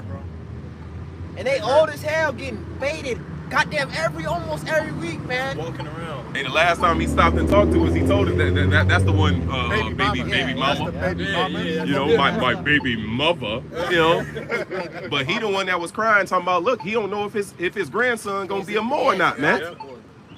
He was like, I gotta worry about my grandson being a mo. That's fucked up. He said he didn't agree with it. So shit, okay. Motherfucker. Yeah, You got the little Bible Belt, you got Yeah, certain Edomites that ain't. They not with that alphabet shit. Like you But had they can't do I think it was Richard Nixon. He had spoke against the Bohemian Grove, and he was like, man, I ain't going there with all them freaks and he like, man, these these gay, I ain't with that. You know, so you got certain Edomites that don't rock with that shit, man. Hey, see, these people mad. His ass rolled past. They gave up the finger, man. Esau mad as hell, man. Because the truth is out. Yeah, this truth is bringing this place down, man. And we're going to keep chanting this place down, Yeah, man. man. We love to see it. This shit don't offend us. You can call us a laugh nigga. at Drive that, by yeah, and call us a laugh nigga. We at not your finna chase you, man. That's, hey. Right. Good. Esau realizing that all his tactics that he used to rile Jacob ain't working no more. Yeah, that N-word, that used to be a trigger even for me. Yeah. Nigga, what? You talk about, Set up but those trigger words ain't working. That shit don't work no That more, shit man. don't phase, man. We above that. We beyond that. We're gonna rule you, nigga. Like we're gonna be. We can have that little N-word. Hey, I don't know if you brothers remember, but we was out at the bar a couple years back, and the Edomite dude called me a nigga. And I'm like, all right, man, just go on. And then some Edomite little broad was like, what did you say? And she pushed him, and then a nigga woman came and socked his ass. Yeah, I remember that. And then, bro, the Jakes came and beat his ass, bro. He said, no, we got you. So the Lord sent some niggas in the world to beat that nigga up. So I ain't had to get all, this nigga called me a nigga. I was like, okay, whatever, bro. You know? And then here it is, bro. The Lord allowed me to see his ass get beat up. Man, it's gonna be more of that. The nigga woman was punching the shit out of him. Big car. And I'm sitting there watching like, see? You know? Well, shit, even that time we was on the other spot on the line, and I think, was that an Edomite? Yeah, it was in front of the dog station. Yeah. And then you had the Jake and his son. Yep. He's like, man, what y'all want? Even at the other spot, man, it's always, man, they like, what? Hey, they messing with y'all or this and that? Yeah. Nah, we cool, you know.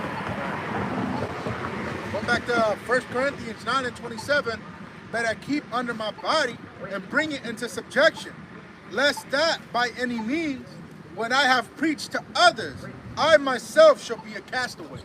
That's you know, it. That hypocrite, man. That hypocrite. That man, bro. The Lord don't want to sit with disassemblers. Yeah. Exactly like it says in Psalms, man. It goes into a hypocrite, an actor, somebody that professes a belief and doesn't uphold it, man. Lord said, woe unto you scribes and Pharisees, ye hypocrites. Ye hypocrites. Can't be hypocrites not getting into the kingdom, man. A hypocrite is what? An actor. Someone that says one thing but it's completely different. Like Will Smith is a hypocrite. Fresh Prince. That nigga's not the Fresh Prince. He's not Robert Neville, Dr. Robert Neville. He's not a bad boy, right? I can't remember his name on there. Mike Lowry. That nigga's not Mike Lowry would not let Jada do what Jada did to that nigga. August Alsina and all that fucking bull. Yeah, that nigga ain't, he's not that. Hancock, he played Ali. So what an actor or a hypocrite is, they're not really what they portray to the public. All right, he's not really, Ali, okay? He's not really that nigga. He's really a bitch, a simp, a fruit. All right? Worship the pursuit of happiness, is a hard worker, good dad, good father. Look what he did with his son. Look what he did with his daughter. Fucking offered him up to Molech, man. Caused the seed to pass through the fire. Yeah, well, even the witchcraft they put on him at birth. Because Jaden, the boy, is named after the mother. And Willow, the daughter, is named after the father, man. That in itself, man, you know? And there's a whole video of that nigga Jaden just going up to Justin Bieber and humping the nigga. And humping, straight up humping the nigga, man. That's how they say hello. By feeling some in their backside. And then when you go into the comment boards, there's people justifying that shit. Women, be the nigga woman, bro. Bro, you can't just, people can't just, you know what I'm saying? Yeah, hug each other. Cancel romance. You got, the apostles was talking about it. Damn, all these people's fruits, man. I don't even want to mention it. Justin Bieber. Yeah, they niggas some fruit. Man, bro. I ain't know about that until they said it. I seen the video before they said it. Odell Beckham and Justin Bieber. Odell, Justin Bieber, and then Trey Songz was like on the watch for them, like. And then when Trey Songz see the camera, he was tapped him, and all you see is this nigga Justin Bieber come up, wipe his face. Odell zipping up his zipper in the club, yeah. That shit's so foul, bro. But these people are idolized. These people are. This nigga Odell's he was. I don't know how good he is now. Nah, he been trashed the last couple catching years. Shit with one hand. When he left the Giants, bro, it was a wrap. Injury prone. It was a wrap. Because then he got picked up by Cleveland. He was garbage with them. Then he didn't do shit with the Ravens last year. You was mentioning it, the Hooper. He's supposed to be going #1, I think, in the draft. But he be painting his nails and he no, that's football. Oh, football. Okay, yeah, the Bears drafted him. Caleb Williams. Bro, these niggas play football. That's supposed to be a band sport. Don't talk about my quarterback. See, at first he didn't get drafted yet. No, I'm talking shit. So the Bears got him then? Yeah, the Bears picked him up. That nigga's gonna get injured. Orange and blue. Fruitcake, fucking yeah, these dudes is fruits, man. Even Tank, man, that shit disappointing, man. That nigga painted his nails. That nigga be doing that soft ass fruit shit, man. All these niggas is off. Haney, he was in the fucking pool with Diddy. We need salvation, man. And this supposed to be the leaders of the people. The leaders of the people is Diddy and Cardi B. Go ahead. You got more on that Corinthians? Go to Galatians 5 and 16. Yeah. And then we can switch. And then we can switch the spirit and just start condemning this place, man. This is Galatians 5 and 16. It says, "This I say then, walk in the spirit, and ye shall not fulfill the lust of the flesh." Walk in the spirit. The spirit is what? The words that I speak unto you, they are spirit and they are life. John 6 and verse 63. So this is walking. What? Walk according to the Bible, man. That's gonna keep us. This is what's gonna keep us. This is the true baptism, man. Yeah. Not dipping yourself in some water and coming out, you still wicked Dirty as as hell. hell. Still dirty. You know what I'm saying? This is our shepherd. Psalms, the Lord is my shepherd, I shall not want. This is the shepherd. He comes in the volume of the book. This is a shepherd what? A shepherd guides. A shepherd guards. Okay? Protects. That's the Bible. This is the spirit of Yahweh Shai. So we need, it said, thy rod and thy staff comforts me. This is the rod and this is the staff. To keep us in line, to keep us in order. To keep the wolves away. To keep us from getting devoured. A sheep without a shepherd is what? Food. Alright? Well, that's what it says about Babylon in Isaiah 13. It says, as a lamb that no one taketh up. Yep. You know, so it means without a defense. Yep. You know, so a lamb or a sheep, you know, without the shepherd is defenseless. You know. Back to Galatians 5 and 17. For the flesh lusteth against the spirit, and the spirit against the flesh. And these are contrary one to another, so that ye cannot do the things that ye would. You know, so they don't get along, man. Right? Because the flesh always wants to do some bullshit. And warring. Right? Exactly. It's warring. And that's what we were speaking about earlier. What's gonna win? Is the spirit? It depends on what you're feeding more. Right? If you're feeding the spirit more, it's gonna prevail. But if you're feeding more the flesh, man, it never happens. To be carnally minded is death. Yeah. If you John, I think it's the next chapter, you sow to the spirit. Sow to the flesh, jump to 6 and sow to the flesh, start at verse 5. This is Galatians 6 and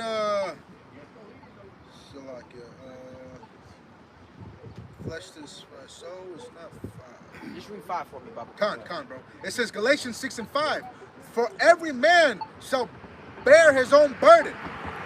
It says, let him that is taught. Think you're thinking of 7 or 8?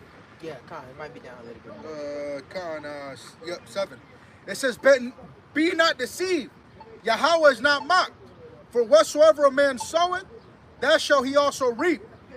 For he that reapeth to the for he that soweth to the flesh, shall he flesh reap corruption.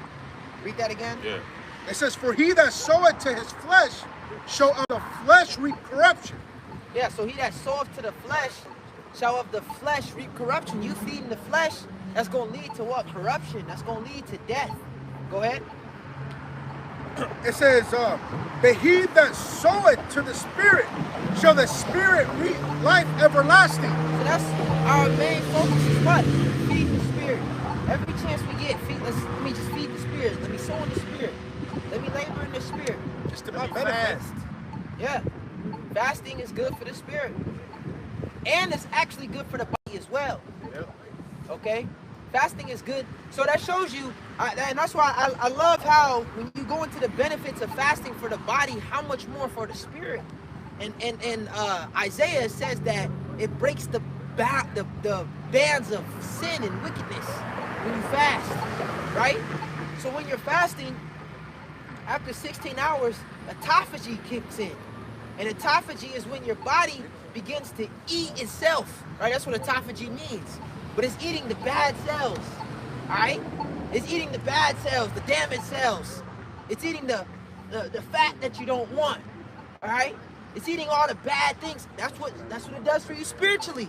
It's getting rid of what's not needed. It's getting rid of it's healing what's damaged. Okay? So it's good for the spirit first and foremost, and it's also beneficial for the flesh. And fasting is a part of our culture. Fasting is a part of being an Israelite. Nowadays, these niggas have no clue what fasting is. Yeah, well, Fast. Oh, you saying go? Everything the Lord told us is a benefit. That's why he said what? Take hold of wisdom, because she is thy life. It says she will add to thee days. Because what the Lord is telling us and how to walk in the spirit, it benefits us in the flesh, man. You know? Yeah. It keeps a healthy body by following the spirit, by being careful of your meats in your diet, like it says in Sirach. Not putting those abominations, those foods that cause high cholesterol and diabetes and those different things, man. Being mindful of the, you know, it leads to a healthy body. You know, the different herbs and vitamins, man, the different things that help clear your mind, the decalcify your pineal gland. Yeah. So all these different things in the spirit that the Lord tells us to perform and do, it benefits us in the flesh. You know, just not be greedy upon meats, because it prevents colon. Yeah. You know, and colon is a type of cancer, man. You know, so shit, the Lord told us for a reason. Yeah, right? I've been meditating on doing a video on that, like a biblical diet. You know, and obviously not eating pork, but even just going deeper into that, you don't want meat to be, the main thing that you eat. got this greasy ass Italian beef every day, Yeah. dipped, hella cheese. You know, like nah, man. Every day. You know, It may be lawful, but it's not expedient. Yeah, you eating a lawful meat, but you can't do that every day, and that goes back to the Bible. And then you complain about how you don't have energy. Or Yeah. you feel like fucking Yeah. shit. You feel gotta bloated, your back hurts. Why? Because the shit you're eating. Because you in the drive-through. Yeah, you getting But they don't care though, 'cause, Yeah. man, a nigga at my job, man, he eat everything. Every day he eat the same garbage. Ramen noodles, candy. He had a fruit bowl. That's what I guess he one of them little fruit bowls with all that syrup in it. You know what I'm saying? He eat that shit every day, man. Arizona iced tea. Yeah. nah, Pepsi or Coca-Cola, man. That's the American diet. Yeah, what they call it, SAD, Standard American Diet. SAD. I clock in at 6 in the morning, bro, and I'm seeing motherfuckers knocking back Coca-Colas. Yes. 6 in the morning, bro. Coca-Colas and Pepsis. They eating goddamn Takis and Coffee hot and chips. chewing tobacco. They going to Casey's and they smacking pizza. This is their breakfast, man. Then they look at you like you crazy. Yeah, because you don't eat pork. Bro, I'm the only one that got water in there. Like, I'm the only one in there drinking water. Man, you drinking water? They don't like water. Yeah, you got a mud. Water, it ain't got no taste. Ugh. Good. What? Just imagine your insides, man. Bruh. Your body is hella acidic, bro. Like, you just imagine the bacteria that's in that body, man. Oh yeah, yeah. He made a joke, but man, you fucking going to the bathroom after these people, man. That's why I be mad every day, bro. Like you niggas fought for this. You niggas fought so that you can go into the same bathroom as these niggas. They sit on the toilet. They fucking fuck up the whole building. And they be in there, bro, fighting demons on the toilet. All you hear Edomite in there just, and the whole thing is like, bro, And then to walk out without washing his hands. Bro, and then, ask you how your day is going. Nigga, it's foul in here. Yeah. Your diet's terrible, And like bro. you said, they don't wash their hands, then they want to touch on you. What's up, brother? And how you doing? You know what I'm saying? Yeah, all that, man. Don't touch me, man. Shit. Dirty ass. And that's why we need to get back into us, who we are, man. All right, we can't have.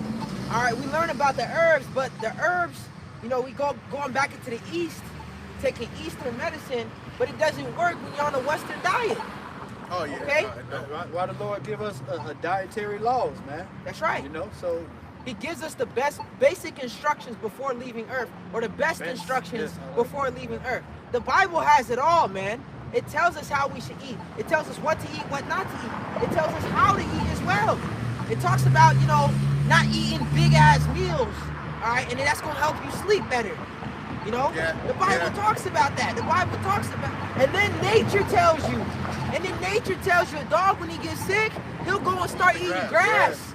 My son, he got sick, you know, a few months ago, and he wouldn't eat nothing but fruits. That's natural. He just eat fruits because that's easy to digest. That way the body can still heal itself. And this is a little boy, he's 3 years old, and it's just natural though for his body. That I'm not trying to eat none of that heavy stuff. I'm not trying to eat none of that. He wasn't eating no meat for like 3 days, and he was just eating fruits. All right, that's all that would satisfy him. All right, and that shows you that's just natural. When you get sick, you go to the herbs, you go to the fruits, you go to the plants. All right, and the blueprint's there, man. The Daniel diet, they call it the Daniel diet. He said he refused to eat the king's meat, and he was eating pulse. He was pretty much on a plant-based diet, and after 10 days, he was more, his face, his countenance was more rich. All right, his mind was operating better than the rest of them. He looked healthier than the rest of them. He looked more healthy, you know. His flesh was fatty, like he looked whole. Yeah, because and you know, because back then, man, the food had the nutrients and things, you know. Exactly. Today, man, the vegetables and fruit we got, bro, they lack the nutrients, man. That's why it's fucking supplements and vitamins and herbs. You know, even the herbs ain't even as powerful as they potent should. as they supposed to be. And then they fuck with the sea moss, and they fuck with the apple cider vinegar, and they fuck with all the black seed. You gotta do your due diligence to get the best kind, and even then, the best of the worst. The best of the worst, man. Shit's good. That shit's fucking stinky ass. The devil just defiles everything. Yeah. Well, there's air pollution. 2 and 10, arise in the park. This is not your rest. It is polluted. We ultimately just need salvation, man. But that don't mean that you just fuck it. I'm getting a new body anyway. No, this is our temple, man. We don't know. What if we gotta be here for, you know, Lord forbid, what if we have to be here for another 10 years? You want to be in decent shape. You want to be, you know, have a certain type of health to you, so that we can, you know, endure what we gotta endure. Yeah, because it's a proper balance, man. You know, when we read in the scriptures, you know, we read about Paul, how he said he was a straight in betwixt the two. He would rather be in the heavens with Yahweh Shai, which is far better, but it's more needful to be here in the flesh to teach. So while you in the flesh, you got to take care of the flesh, man. Yeah. Then you also got the revelation where it says that the prophets hated not their, it says they loved not their lives unto death. So here it is when we say, like, look, we ready to die. They ain't saying we finna go hang ourselves, man. For instance, and I like to use this a lot in the book of Maccabees. A lot of people chose to die rather than to eat swine. You know, and then you had when the army, they fled into the wilderness, then you had the army of the Edomites, the Grecians come in, and you had certain Jakes that they even refused to fight on the Sabbath day. So, you know, they died, you know, on the Sabbath day because they chose to not fight. But you had Matthias and his sons. They was like, look, we can't go out like that. If these niggas wage war on the Sabbath day, we gonna fight for our laws. But it also says how they was ready to perish. So here it is. If I'm ready to die, wouldn't I just let the army come in and take me? Right. Why am I finna whoop these niggas' ass if I'm ready to die? Because it's showing you a perspective, man. It's a mentality, you know? Yeah, I'm ready to for this place to perish. I'm ready for this shit, man. But as long as I'm here, I gotta maintain this body that I'm in, man. Right. You know? And even I know the elder Ariala, he likes to say too, don't what is it, on your credit cards, I believe, don't max out your credit card. Yeah, or something like that. He says don't try to time Babylon. Don't try to time the end of the world. Yeah, and then all your fucking credit cards, then you're in debt. You know? Shit, bro, that's wise, man. You know? But I got one real quick. It says Sirach 30 and 15. Health and a good state of body are above all gold, and a strong body above infinite wealth. You know, so shit, hey man, keeping that diet better, you know, just watch what you eat, you know, in moderation, you know, and shit, I know, you know, Jay got folly, whatever, but keep that in moderation, man. Yeah, the scriptures say, well, exercise it has a little profit, profit of little. Bodily You know what I'm exercise, saying? profit of little. Yeah, it profit a little, but it do have profits. I mean, it do, you know what I'm saying? profit. It do have a little profit, you know what I'm saying? If you take care of your body, you know?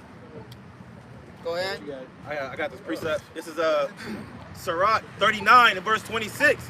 Says the principal things for the whole use of man's life are water, fire, iron, salt, wheat of flour, honey. Right, so now this is, again, we're in different times. So the flour that you get today is tainted. That rich flour, the white salt, and rich flour. yeah, that white flour, that's no bueno. Okay, Anything you want to white. stay away from that. Yeah, anything flour, anything you know white, what I'm saying? cauliflower, White the bread, fucking, white bread, rice. white White rice. rice. That shit's all bad for you, White man. sugar. Okay, the table salt. You want to get something. You want to get sea salt. All right. It says, did you just read Carrot for his diet? You didn't read that, right? There's a scripture. Look that up for me. Type in carrot diet, I believe it says. But read that again. This is Sirach 39 and verse 26. The principal things for the whole use of man's life are water, fire. Water. So you want to make sure you're drinking your water or eating your water. All right. However you want to look at it. All right. Man, you drink water, man. Yeah, you drink That water. nigga be trying to just Right. sound too fucking deep. Yeah. You drink, of course you eat your fruit. Yeah. You got watermelon. Yeah, watermelon. So even when you eat watermelon, of course you being hydrated, but you still drink water, man. We understand. Yeah, we understand what is the best source of hydration. All right, you can get from, especially from what they do to the water. We understand all that, man. All right, but just keep it simple, especially for simple niggas. All right. So The scriptures talk about, a cup of cold water, man. Right. Yeah. The waters that flow down in the book of Jeremiah. Now, the Yep. Lord was comparing it to himself. But once again, just using that analogy, he's talking about a flowing waters. Like, drink water out of your own cistern. it's beneficial, man. So Yeah. just like how we stick in the spirit to Yahweh B'Shem Yahushua, just like how you wouldn't forsake a cool running water, man. Because it's beneficial for the land, but also for your survival. Yeah. Niggas just be trying to be deep, man. We wasn't meant to drink water. We were meant to eat water. Yeah. The nigga, shut up. Yeah. What's wrong with niggas, man? And that's Eat why ice the Bible and all day. gives it, because these guys, they're good in what they do as far as like health and diet and stuff like that. But the Bible brings it all together because they say, oh, we not made to eat meat. Well, I mean, the Bible gives us the understanding of that. Now, the meat that we have today, we understand it's tainted. All right, we understand they fuck with it. But you can't just say that it's unlawful, because it's not. We're going to teach what's right. You eat lamb on the Pesach. Okay? So what you want to do, you want to stay away from the process the processed meats as best as you can. But again, this place is polluted. The fruits is polluted, the herbs is polluted, the vegetables, it's all polluted, man. So it just goes back to getting the best of the worst, man. Go ahead. The scripture said that we would eat our food defiled. Yep. That's right. They shall eat their bread defiled amongst the Gentiles. So you see, that's what they doing. Everything they touch, they defile it. You know what I'm saying? They can't leave a watermelon alone, man. That's They gotta fucked fuck The with grapes. a watermelon. They gotta take seeds out of all the fruit. Yeah. Seedless everything. Everything is seedless. Even these niggas. Yeah. And the point wasn't to take the seeds out, man. It goes back into the curse that was placed upon Cain. It says that the earth would not yield its increase. The bus to let people on and off, it lowers up and down. But the earth will not yield its increase unto Cain, which Cain is Esau Edom. So the earth won't yield its increase unto this devil, man. So what's grown naturally is real small. So here it is, this devil, like, you know what? I'm gonna genetically modify it. It comes out bigger, man. Yeah. When you look at real bananas with seeds in them, they real small, man. But then when you look at the GMO bananas, they big as fuck. Ooh, what the fuck? Damn. Smack the hell out of him. Shit would have been beautiful. Yeah. It just shows you the demons riling up, man. Yeah, it is. It's a bunch of weird shit going on. But even with the seeds, all right, or they got hybrids. This devil has to go, bro. He released genetically modified salmon with the wild salmon, and they started eating the wild natural salmon. Okay, that show you that that shit is A off. fucking cannibal fish. Yeah, that's not a salmon's diet. Salmon don't eat other salmon. So what the fuck is this shit you released into the? Turn the salmon into fucking piranha. Oh my goodness. And it's good. Yahweh Shai turned. He multiplied the fish, so you can eat. These things are edible. We're not coming with no goddamn black vegan. You can't. You know what I'm saying? It's unlawful to eat meat. You know what I'm saying? No, you can do that, but just understanding. All right, understanding what we're eating and having a care for. It says care for his meat. Yeah, read that real quick. It says Sirach, it's the same chapter, Sirach 30 and 25. A cheerful and good heart will have a care for his meat and diet. Yeah, will have a care for his meat and his diet, man. All right? We'll have a care for what he eats, because that affects us. What we put into our body affects us, obviously, right? So you are what you eat. You are what you eat. It affects how you think. It affects your energy levels.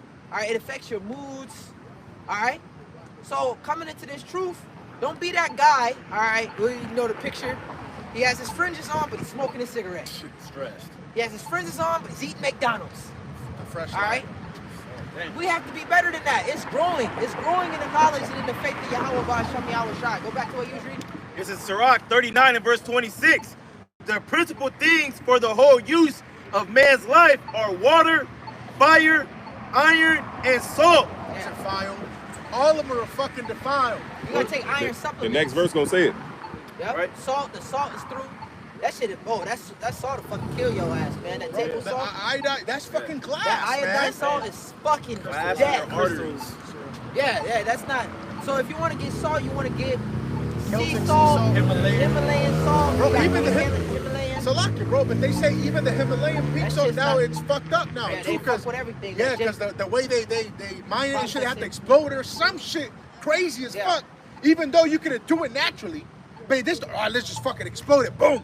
And now it has fucking radiation or whatever in the motherfucker. Well, that was the point I was gonna make earlier. How Esau, he's impatient. When we see that, when we go back to the book of Genesis, he's impatient. So instead of letting the cow just naturally grow and get big, he stuffs it with hormones so that it can get bigger and grow faster. He forces them to reproduce. All right. So that shows you how he's impatient with fruits. He put pesticides instead of doing the right things. He puts pesticides on it. He puts GMOs to make it not only grow faster but also to preserve it. So-called preserve it. You're not supposed to. Everything that lives really is supposed to die. Fruits, they're supposed to grow. They have their time. All right. They're supposed to decay. Is the point I'm making. You get a Chick-fil-A. You get that Chick-fil-A chicken. That shit don't decompose. Goddamn apple, remember? Not even apples don't. Yeah, this fucking apple lasts for 4 weeks. That's not a real apple. It stayed shiny as hell. Yes, looking like French fries from McDonald's. Yeah, you can smoke them things, man. once you take the apple from the tree, it's no longer getting its nutrients. So now it has a timeline for you to eat it. And so Esau, he thinks he's a smart ass. Well, yeah, to beat that, I'ma just genetically modify it, make it last longer. But the genetically modified version is giving you cancer. Now you're stripping it from the life that it's supposed to give. Go ahead. It says the flour of wheat, honey, milk, and the blood of the grape, and oil and clothing. Yeah, so honey, milk, the blood of the grape is wine. All these things, I'ma just let you finish. Verse 27 says, all these things are good for the godly, so to the sinner they are turned to evil. This nigga made all these things bad, man. That fucking honey, the one with the bear, that's just not no good honey. That's not good honey right there, man. All right, the milk. Man, they had a recall on that apple juice in the glass. That's fucked up. That Martini, yeah. Yeah, and see, the thing about that is, what made that so good is that it was actually made from actual apples, what they say. I was talking to the lady at the store. It's GMO apples. Yeah, but she was saying that, she was talking about the pretty much where it's made. Plant. Yeah, where it's made at and how, you know, the history of it. And now that it's more mainstream, they go away from that, man. Yeah. They go away from, you know, how it was originally being made. All right. But yeah, it's in the stores. Juice not supposed to last that long. All right, if you actually juice some shit, you actually juice some apples, you gotta devour that shit before it goes bad, man. All right, but go ahead. These things, the evil. Oh, it said the blood of the grapes. Don't drink no wine from California. Don't drink no wine from the States, period. But that California wine is bad. Roundup. You got a chemical called Roundup.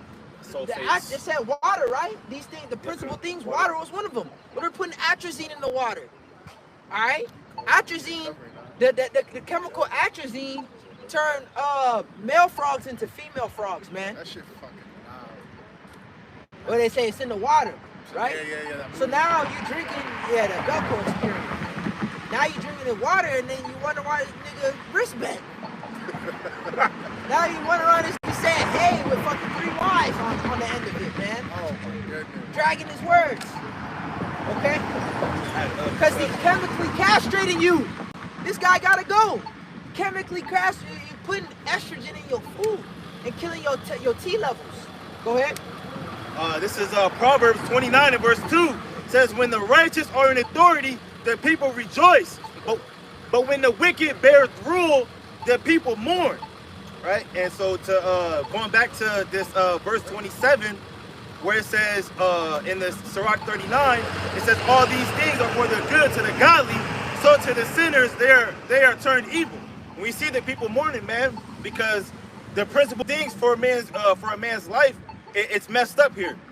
You know, it's defiled and it's killing us. Yeah. But the righteous, start off with Yahushua and the elect, they're going to show you how to properly use these things goodly. You know? Yeah, the right way. Because everything is being used, everything, type in healthful. HEALTHFUL.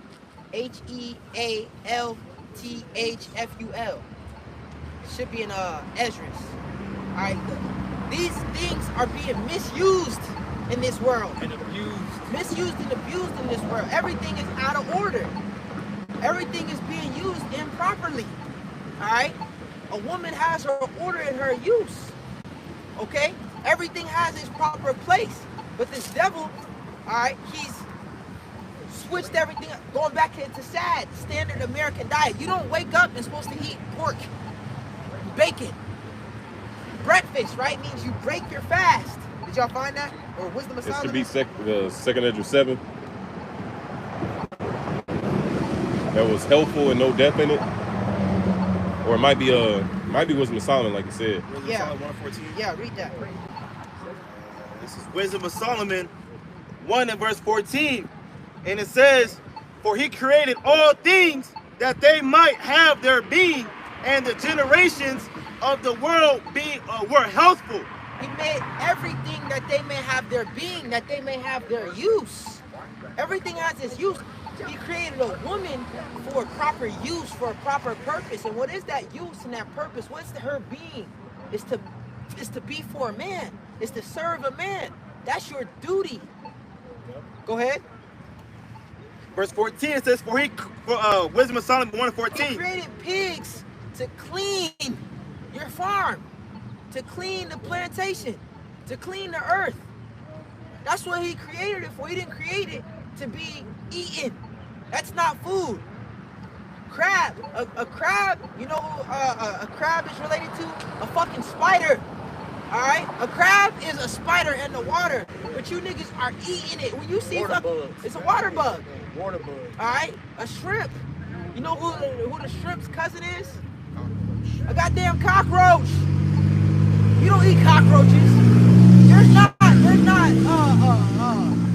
whole restaurant, all right, that just serves cockroaches, spiders, all right. Those are the land. That's the land version. But you got a whole restaurant that's serving you crab, shrimp, lobster. Oysters. Imagine a restaurant that's selling you spiders and damn cockroaches, man. Nobody would go there. But Red Lobster, that's the place to go. You take a bitch to Red Lobster, she give you the draws. And guess what? You take the draws off and the pH is off. It's smelling real fishy in this motherfucker, man. Crab Shack. Crab Shack. Go ahead. Wisdom of Solomon 1:14 says, Larry the Lobster. Goddamn, Mr. Crab smell like goddamn bikini bottom in that motherfucker. Go ahead. Says, for he created all things that they might have their being, and the generation of the world were helpful. And there is no poison of destruction in them, nor the kingdom of death upon the earth. Yeah, but this devil, he poisoned everything, man. He poisoned the air, he poisoned the water, he poisoned the food. The women, their mind is poisoned, right? She ate that fruit, the fruit of his lies. Well, that's because this devil is clean, contrary to the Lord and his laws, man. Yeah. Whatever the Lord say do, he do the opposite, man. You know, that's why this devil got to go. Yeah. His wickedness is reaching the heavens. So the Lord's about to come and visit this devil, man. Lest those days be shortened, no flesh will be saved.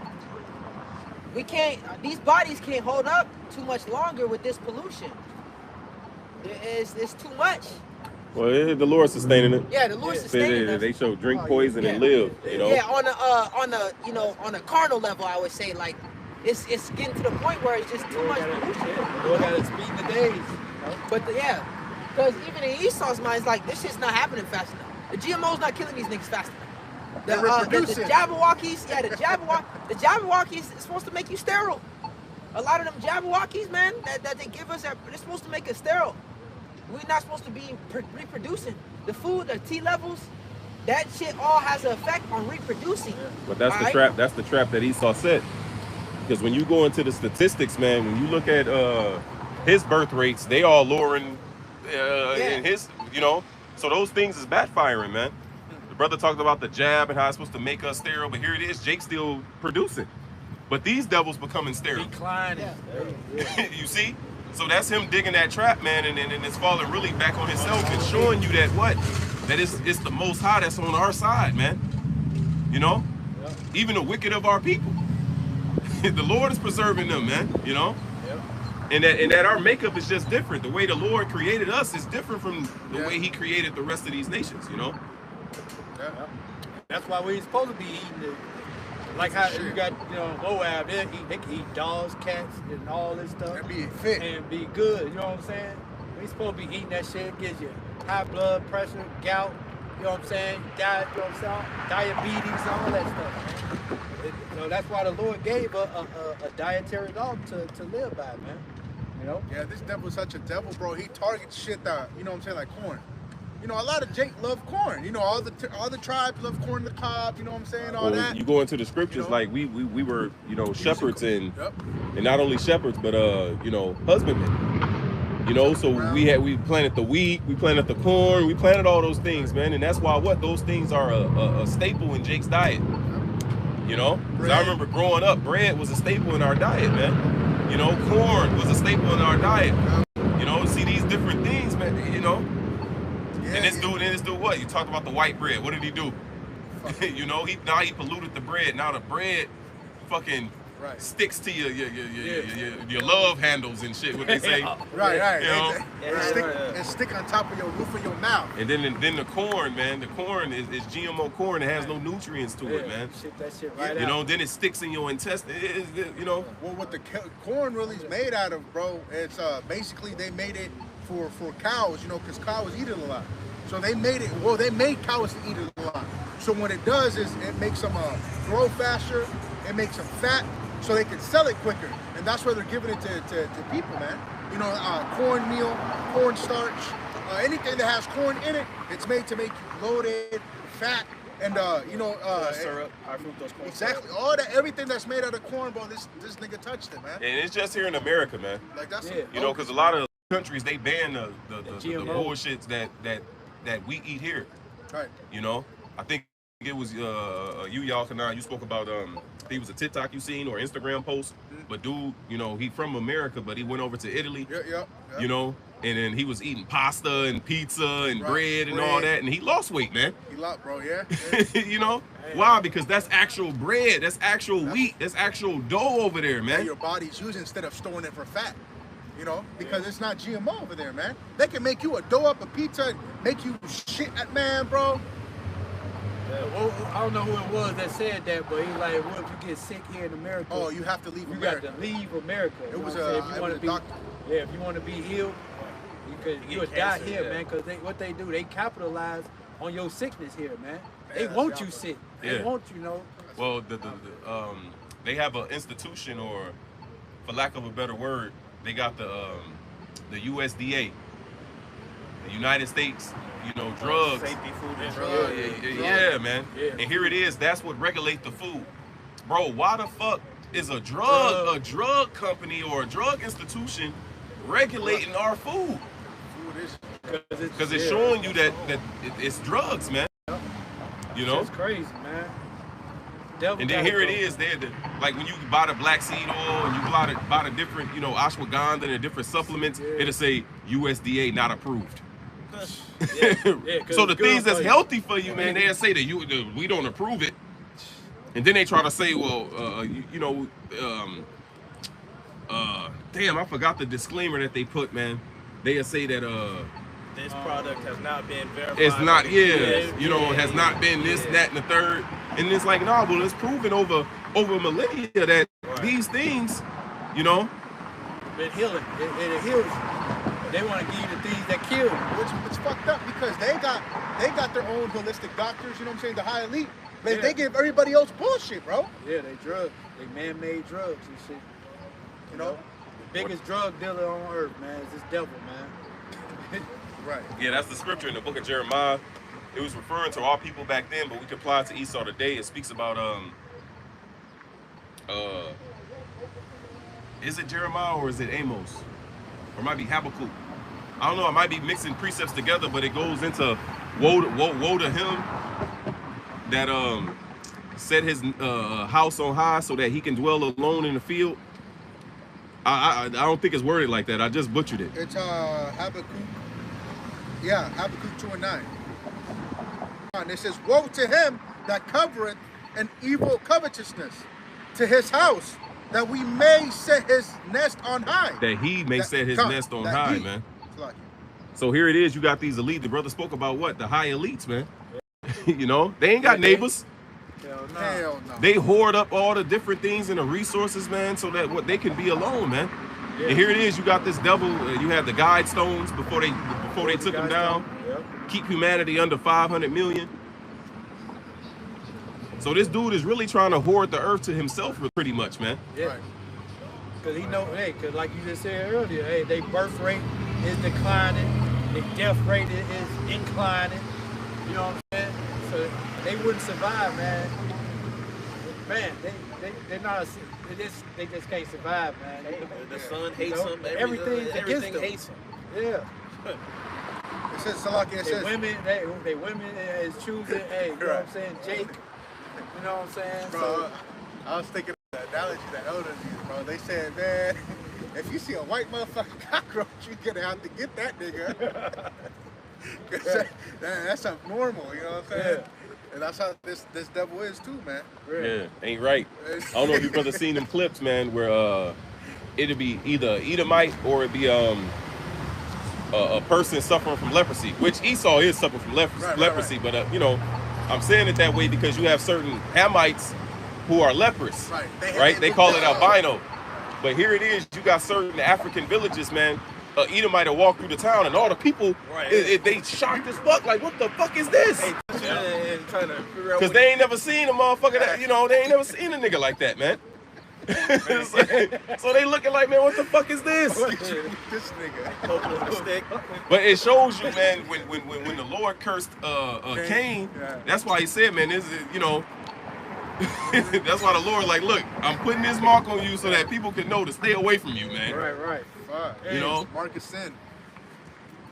But read that just to show, because you said that here it is, they have their own holistic doctors. Here it is, they utilize the herbs.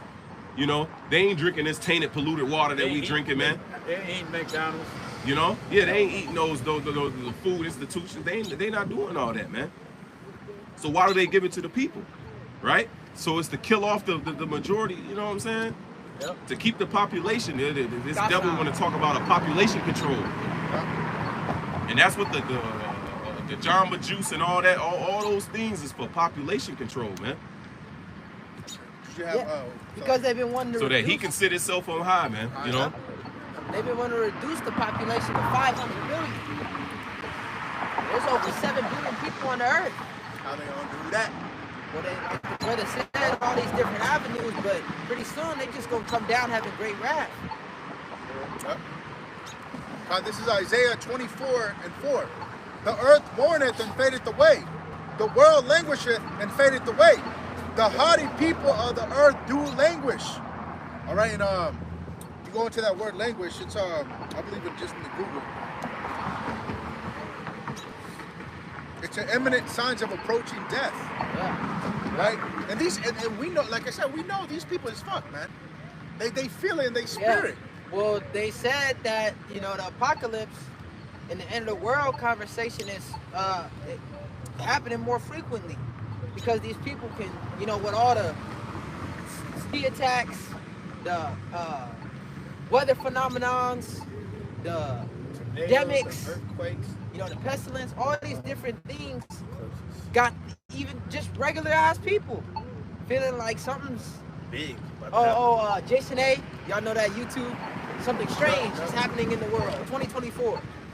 Fucking animals just beaching themselves, birds just running into buildings, killing themselves because of the frequency, because of the 5G frequencies, the animals beaching themselves because of the water pollution. Life cannot continue in this direction. So Yahweh Shai has to come and restore order. That's it. Okay? Press the reset. He has to reset this place. It says in Revelation that he'll destroy him that destroyeth the earth. Go ahead. And it says, verse 5, it says, the earth also is defied under the inhabitants thereof. It says because they Under have the rulers. Right. It's not just mankind and humanity. Mankind and humanity is not the one spreading the chemtrails in the air. The nigga in the hood is not the one that's fracking, taking the oil out of the earth, making genetically modified. It's the people that's ruling. It's the people that's in charge. Pumping chemicals into the waters. You know, or not having a proper disposal plan. Yeah, plastic. Here it is, you pumping, you producing all these plastic artifacts, man, and you ain't got no proper plan to dispose of them. So now all of a sudden, now the water, the Pacific Ocean is fucking, what they say is an island twice the size of Texas, man. got a question.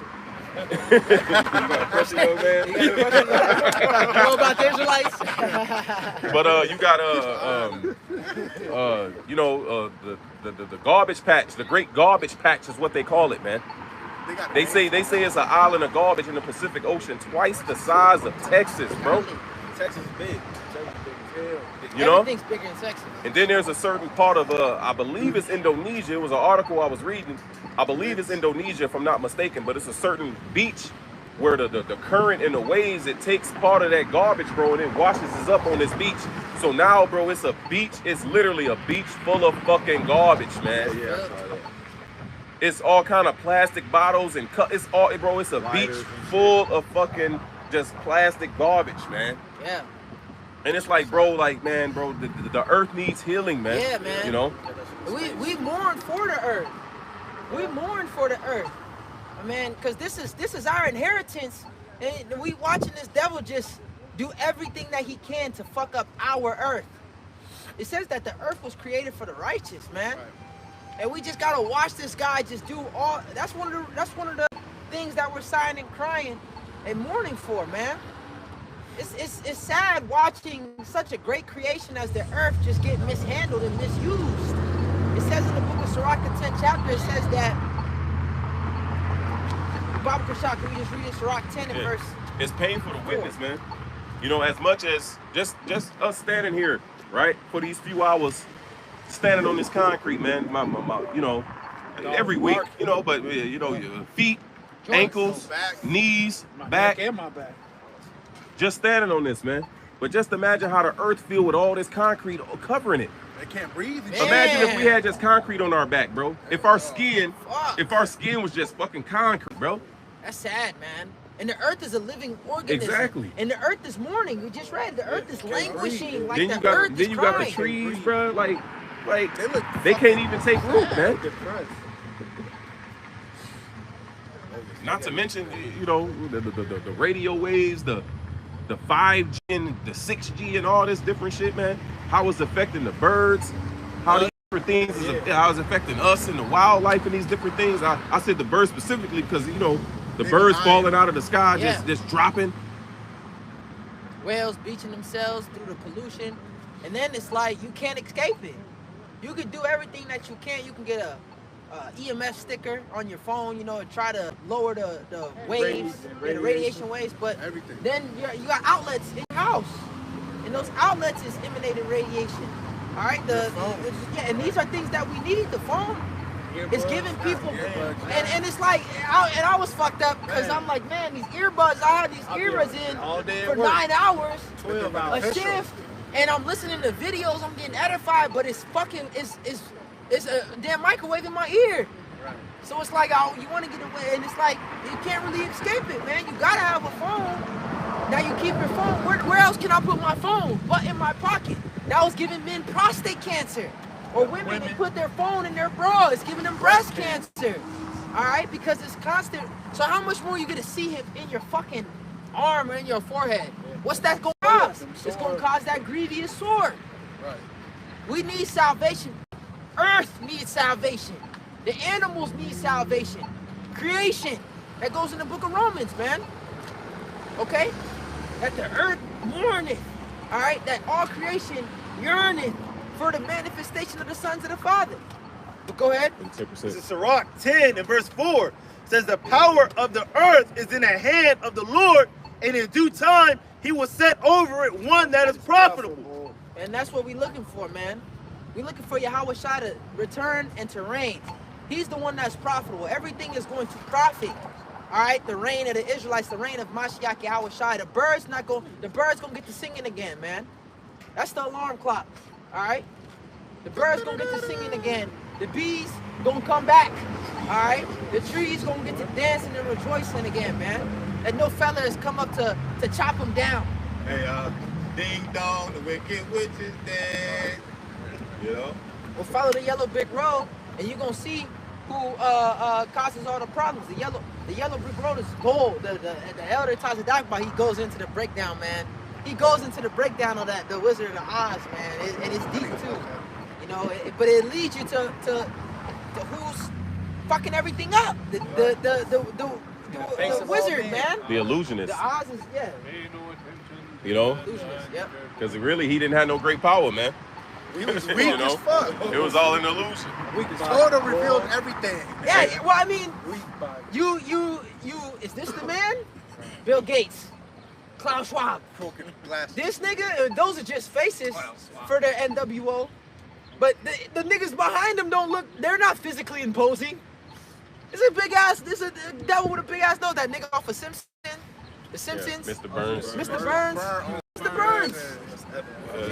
That's Jacob. I think it was Jacob. Yeah. I think he just died, didn't he? Yeah, he just died. You know, and his cousin Evelyn died not too long ago, man. Yeah. So even them dying, they gonna have to start making moves, man.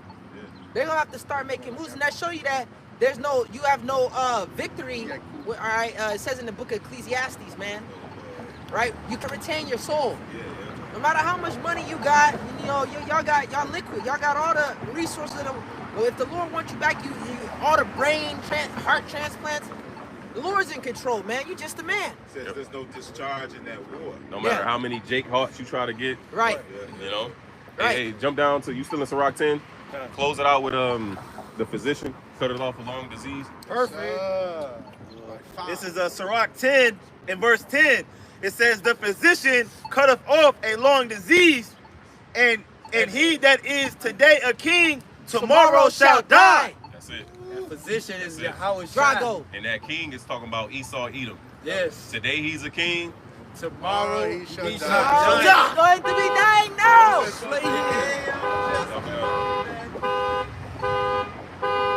Having that said, Lord willing, that was edifying, uplifting, and exhorting. We want to give all praises to Yahweh. Yahweh is the true, holy, powerful, and mighty name of the Heavenly Father, and Yahweh Shai is the true, holy, powerful, and mighty name of his only begotten Son, our Lord and our Savior, and Chachorash is the Holy Spirit that speaks through us, that allows us to rightly divide the word of truth and teach the word correctly and directly. The Thamash Nakabah lies according to Sharala, give double honors to the elders of Israel, being the apostles, and the elders, a great millstone that rule well. Shalom Wahabla Bachir Sharala, which is peace and love to the elect of Israel. Shalom Achim, brothers, keep on pushing, stay sober, stay diligent, stay faithful, stay prayed up. Salvation draweth nigh, and redemption is nearer than we believe. Shalom. Shalom.